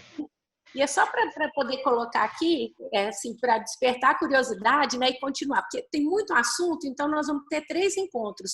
E aí, na próxima semana, a gente vai ter o Dr. Clóvis, que vai falar sobre o trabalho de parto, sobre o momento certo de ir para a maternidade ou não, que é uma dúvida que surgiu aí, né, se deve ir para o hospital, quando consultar, o que é importante que seja observado, com qual sintoma que ela tem que ir para a maternidade, quando ir, né, para não ir cedo demais, para não ir à toa e também para não deixar de ter assistência no momento correto, né? E a doutora Albertina vai falar também dos cuidados com o recém-nascido, no último encontro, dia 29. Então, eu quero que todo mundo que está assistindo, que continue, que venham de novo nos próximos encontros, para a gente continuar tirando mais dúvidas. Pode falar. Eu, na verdade, assim, eu vou até aproveitar a presença da Maria Albertina aqui, uma pediatra estudiosa do tema, uma amiga, né? Na verdade, essa pergunta que você me fez, assim como o aleitamento, eu não falei nada sobre isso justamente para poder aproveitar do conhecimento da Albertina, tá, gente? E aí eu vou repassar para a Albertina essa pergunta. Albertina, as gestantes, por exemplo, elas têm indicação de manter a amamentação, mesmo se elas forem Covid. Como que você vê essa questão da visita depois? Já que a Inessa falou da maternidade, já está muito claro, né, gente? Não pode ficar levando pessoas para dentro da maternidade, é um cuidando do outro, se lembrem disso, é uma cuidando da outra, é uma mãe cuidando para que o seu filho e ela mesma não seja contaminada, só que uma ajudando a outra.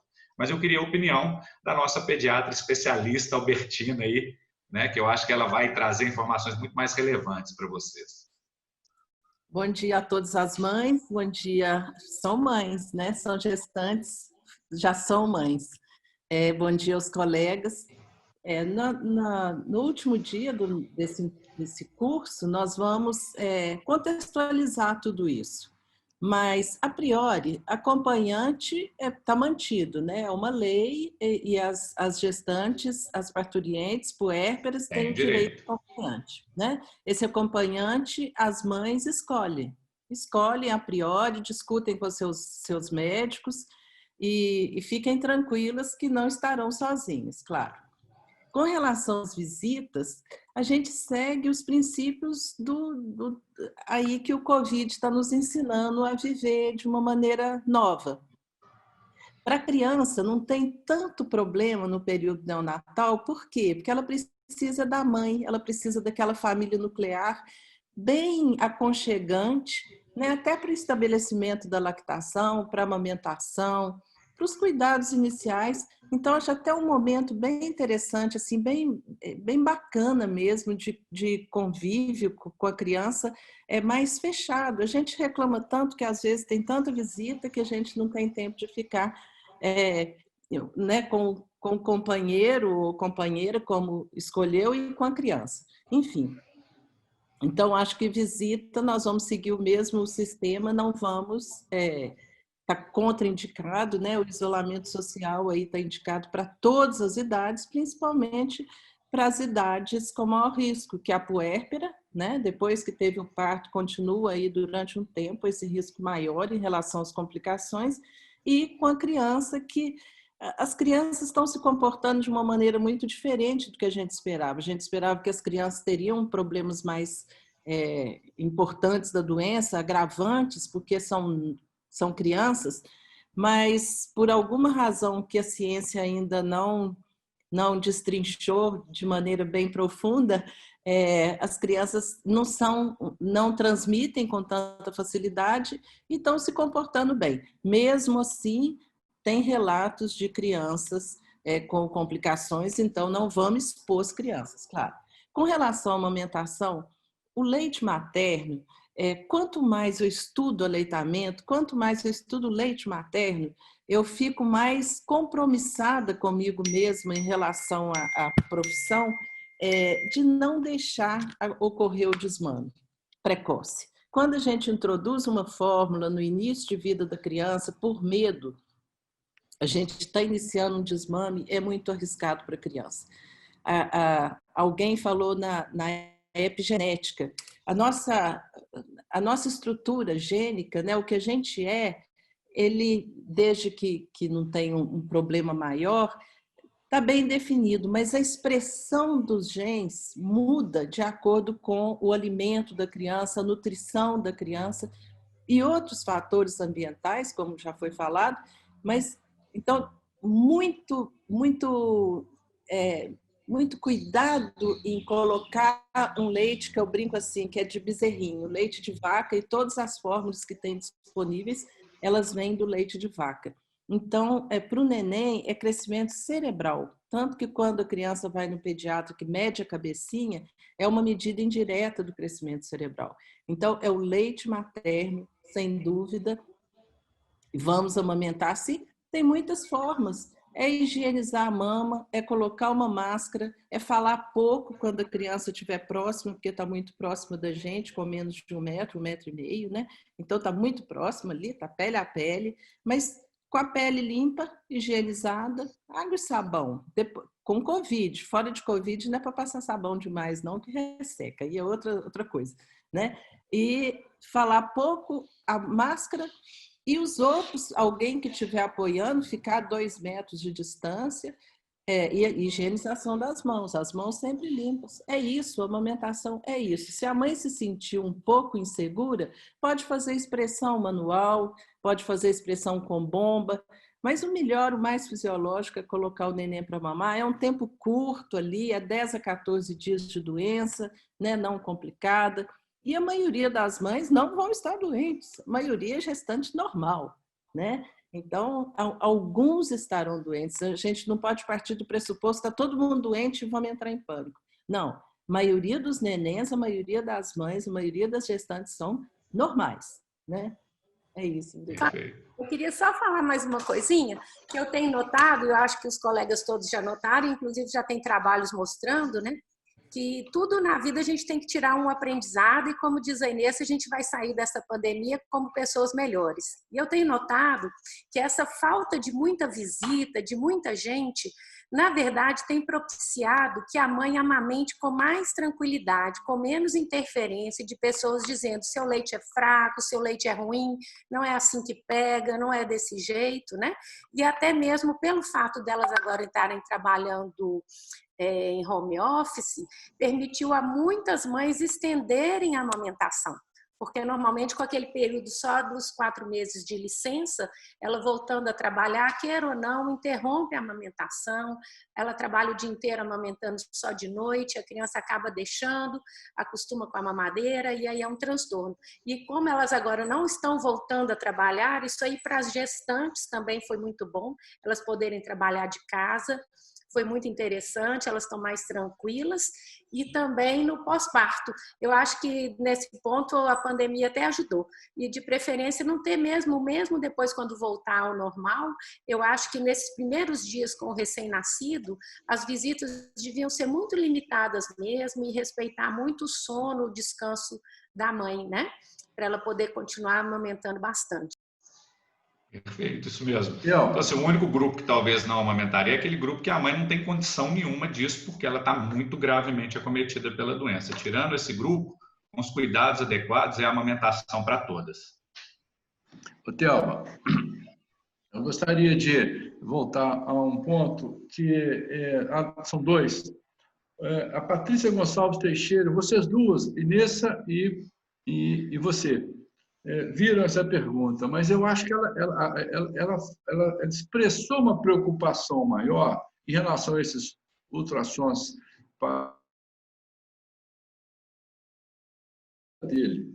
A presença deles é incontestável, é claro, eles são uma ferramenta de extrema utilidade, mas é importante que aquelas que estejam mais longe, no interior, como foi dito na pergunta, que não tenham acesso, que haja uma dificuldade lá por questões várias. Se tiver um obstetra que faça o que você disse, Thelma, que tenha o carinho de acompanhar a evolução da uterofite, etc., etc., é claro que será um pré-natal que a gente deixará de ver alguma coisa porque a imagem mostraria. Mas ele não será menos qualificado se for uma relação muito boa entre o paciente, entre a gestante e aquele profissional. E a outra coisa que fizeram uma pergunta sobre o estreptococo, sobre o exame do cotonete, para quem vai fazer cesariana. Se faz ou se não faz. O protocolo é fazer para todo mundo, ainda que o parto já tenha sido escolhido, que a gestante quer parir por via baixa, ou seja, quer ter por via alta, quer ter um parto cirúrgico, cesariana, ou que seja a segunda cesariana, que o primeiro já foi e será repetido. E se a bolsa romper?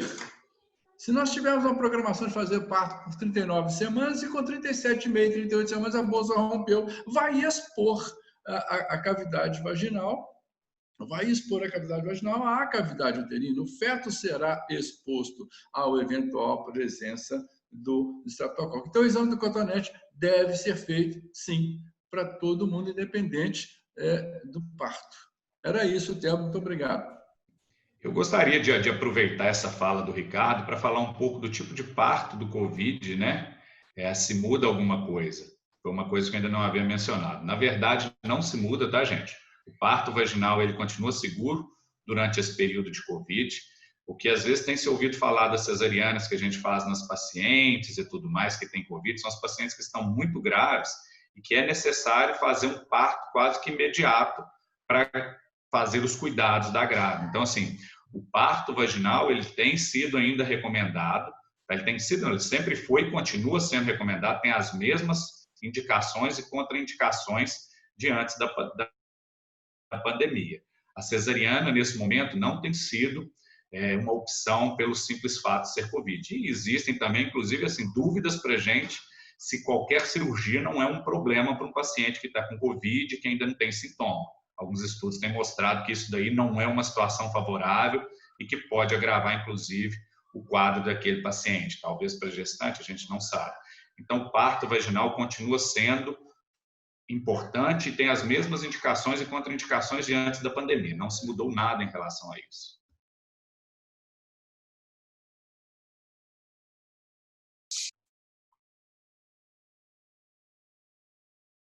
Tem mais alguma pergunta que vocês queiram responder? Eu acho que o que a gente conclui, né, que é dessa importância, né, dos cuidados durante a gestação, né? Eu acho que a gente só não conseguiu abordar aqui pelo tempo a questão da nutrição, que eu acho que a doutora Cláudia pode completar para a gente, né? Porque vem aquela história, vai comer por 2, como que seria isso? Qual que é a quantidade de peso ideal que a gestante deve adquirir ou pode adquirir durante a gestação? Cláudia pode responder para a gente? Bom, na verdade, a nutrição, ela deve sempre ser aquela nutrição que a gente chama de saudável, independente da fase da vida que a mulher está, certo? Então, a nutrição, ela deve ter o aporte adequado, né? Tanto de carboidratos, como de proteínas e até os lipídios, eles são necessários, né? Em algum momento da alimentação, né? Evitar realmente os exageros, o carboidrato em excesso, a gente sabe que ele tem um malefício, né, para a gestação, e não deixar de fazer ingestão dos alimentos que são essenciais, né, principalmente que tenham proteínas, sejam elas vegetais ou animais. Então, assim, eu sou vegetariana, eu vou ter que passar a comer carne porque eu estou grávida? Isso pode prejudicar o meu bebê? Na verdade, não, você pode continuar, porque hoje, né, a gente consegue garantir uma qualidade de nutrientes, mesmo para quem não tem aquela ingestão da carne, né, da proteína animal, né? Então, hoje nós sabemos que a gente pode, mas quem tem essas restrições alimentares deve ter um acompanhamento próximo, para que você não tenha deficiência, certo? Então, isso aí é muito importante. O hábito, né, alimentar, ele tem que ser, ele tem que ser em todos os momentos da gravidez discutido com o médico do pré-natal, porque esse médico vai conseguir te orientar, né, do ponto de vista de qualidade, né, como que você vai conseguir, né, adquirir todos os nutrientes necessários. A alimentação é o principal via de ingestão de nutrientes, gente. O principal via é a alimentação, não é fazer suplementação de tudo. O ideal é isso. Tem um grupo especial de mulheres, que são as mulheres, principalmente hoje a gente sabe que elas estão em grande número na nossa sociedade, que são as mulheres que já foram submetidas a cirurgias bariátricas, cirurgias de obesidade. Essas mulheres, elas devem mais ainda ter, porque elas não é questão delas ingerirem alimentação. A absorção delas pode estar comprometida. Então, essas mulheres podem ter mais anemia, por exemplo. Então, a alimentação tem que ser mais vigiada. E aí, sim, nós vamos avaliar se vai precisar ser feita suplementação. Uma suplementação que é orientada para toda gestante, que é a suplementação de ferro.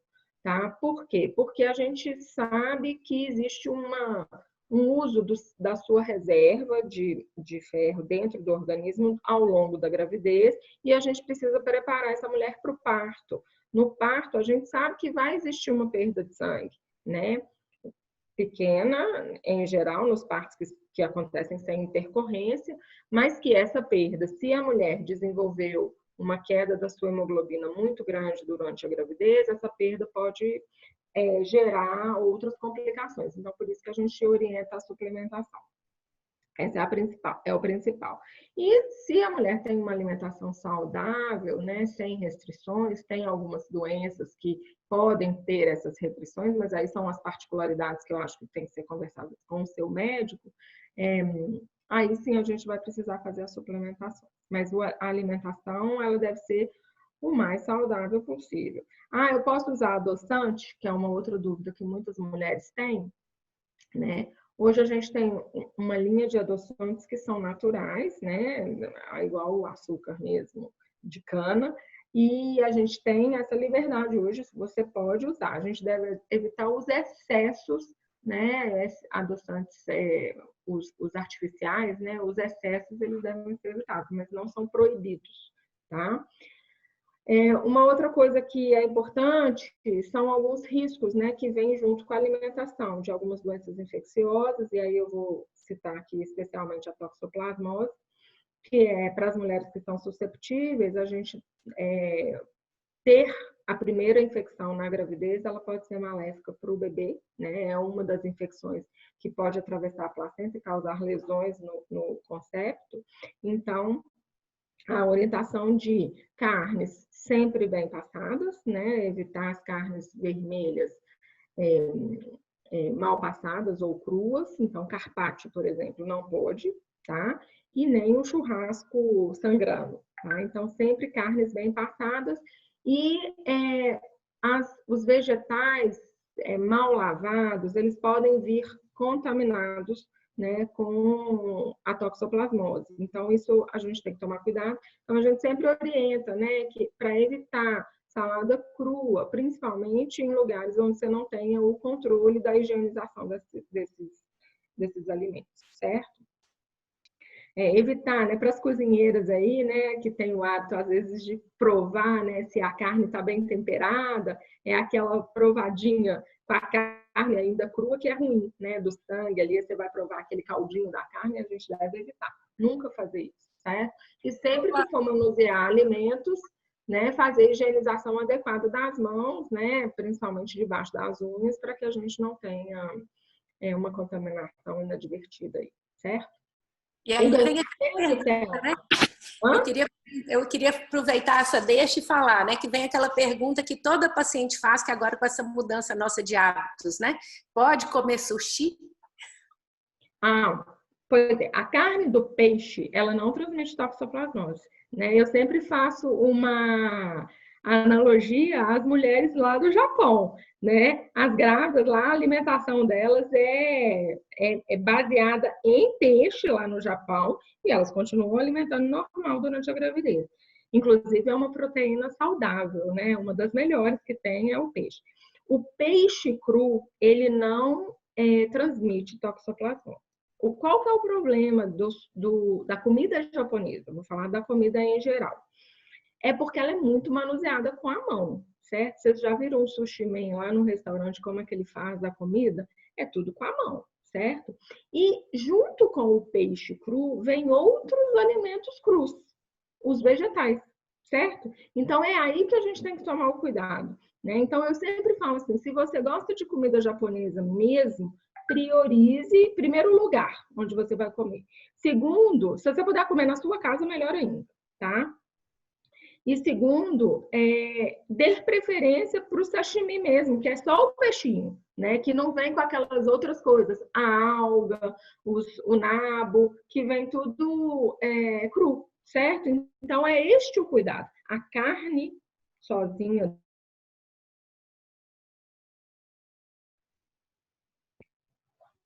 E com boa higienização das mãos, quem prepara, né, Cláudia? Exatamente. Esse é o pulo do gato.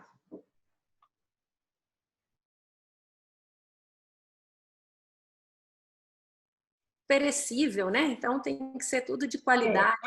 Aí são aqueles outros problemas, né? Das diarreias, das gastroenterites, né? A professora Albertina está pensando aí, né? Criança que já tem gastroenterite porque come de tudo, a mesma coisa para gestante. Então, eu gostaria de convidar todo mundo, né, para os 2 próximos encontros, né? No próximo sábado a gente vai falar do trabalho de parto em si, da analgesia, né? Se vai doer, como que pode ser feito, pode ter anestesia, não tem anestesia, como que é o parto, como que é a cesárea, como que é feita essa escolha, tá? E depois, dia 29, nós vamos falar do pós-parto, os cuidados no puerpério, nós vamos falar de aleitamento materno com prevenção das fissuras, como que vai preparar para ter leite, como que vai ser feito, né? E os direitos da gestante, como que é o plano de parto, direito ao acompanhante, direito ao afastamento de trabalho, como que é feito o direito dela ao plano de saúde, o que ela merece de atenção especial por estar gestante, e a doutora Albertina vai falar para a gente dos cuidados com o recém-nascido, né? Como se preparar mesmo para a chegada do recém-nascido, como que vai ser os primeiros exames, o que é feito dentro do hospital ainda, como que são esses cuidados nos primeiros dias, tá? Então, agradeço todo mundo que participou, especialmente aos palestrantes, foi tudo muito bom. Eu acho que as pessoas gostaram muito, que foi bem bom esse bate-papo, né? E agora a Amanda vai fazer um sorteio de um brindezinho para as gestantes que participaram, tá? Agradeço demais a presença de todos vocês. Vou fazer o sorteio Obrigado, agora. e cuidem-se todas, viu?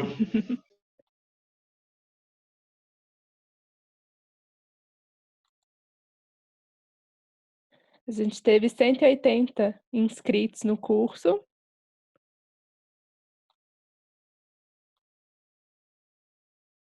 Vou compartilhar com vocês a tela, só um segundinho.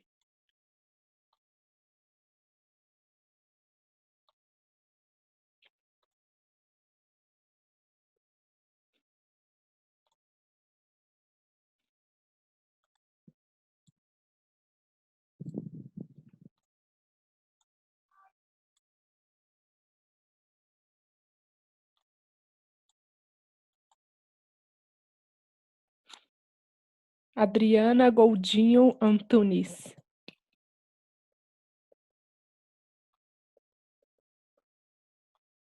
De BH.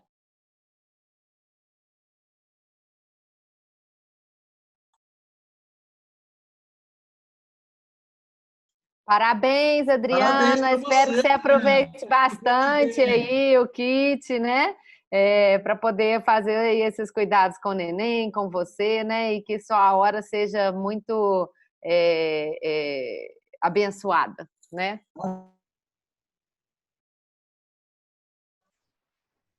Muito obrigada, gente. Fico Um abraço a esperando. todos, gente. Pessoal, muito obrigado pelo Sejam bem-vindas a Sojimig. Muito obrigada, gente. Foi muito Até bom. logo. Um abraço para todas. Tchau. Um abraço, gente. Bom fim de Bom semana. fim de semana. Para vocês também.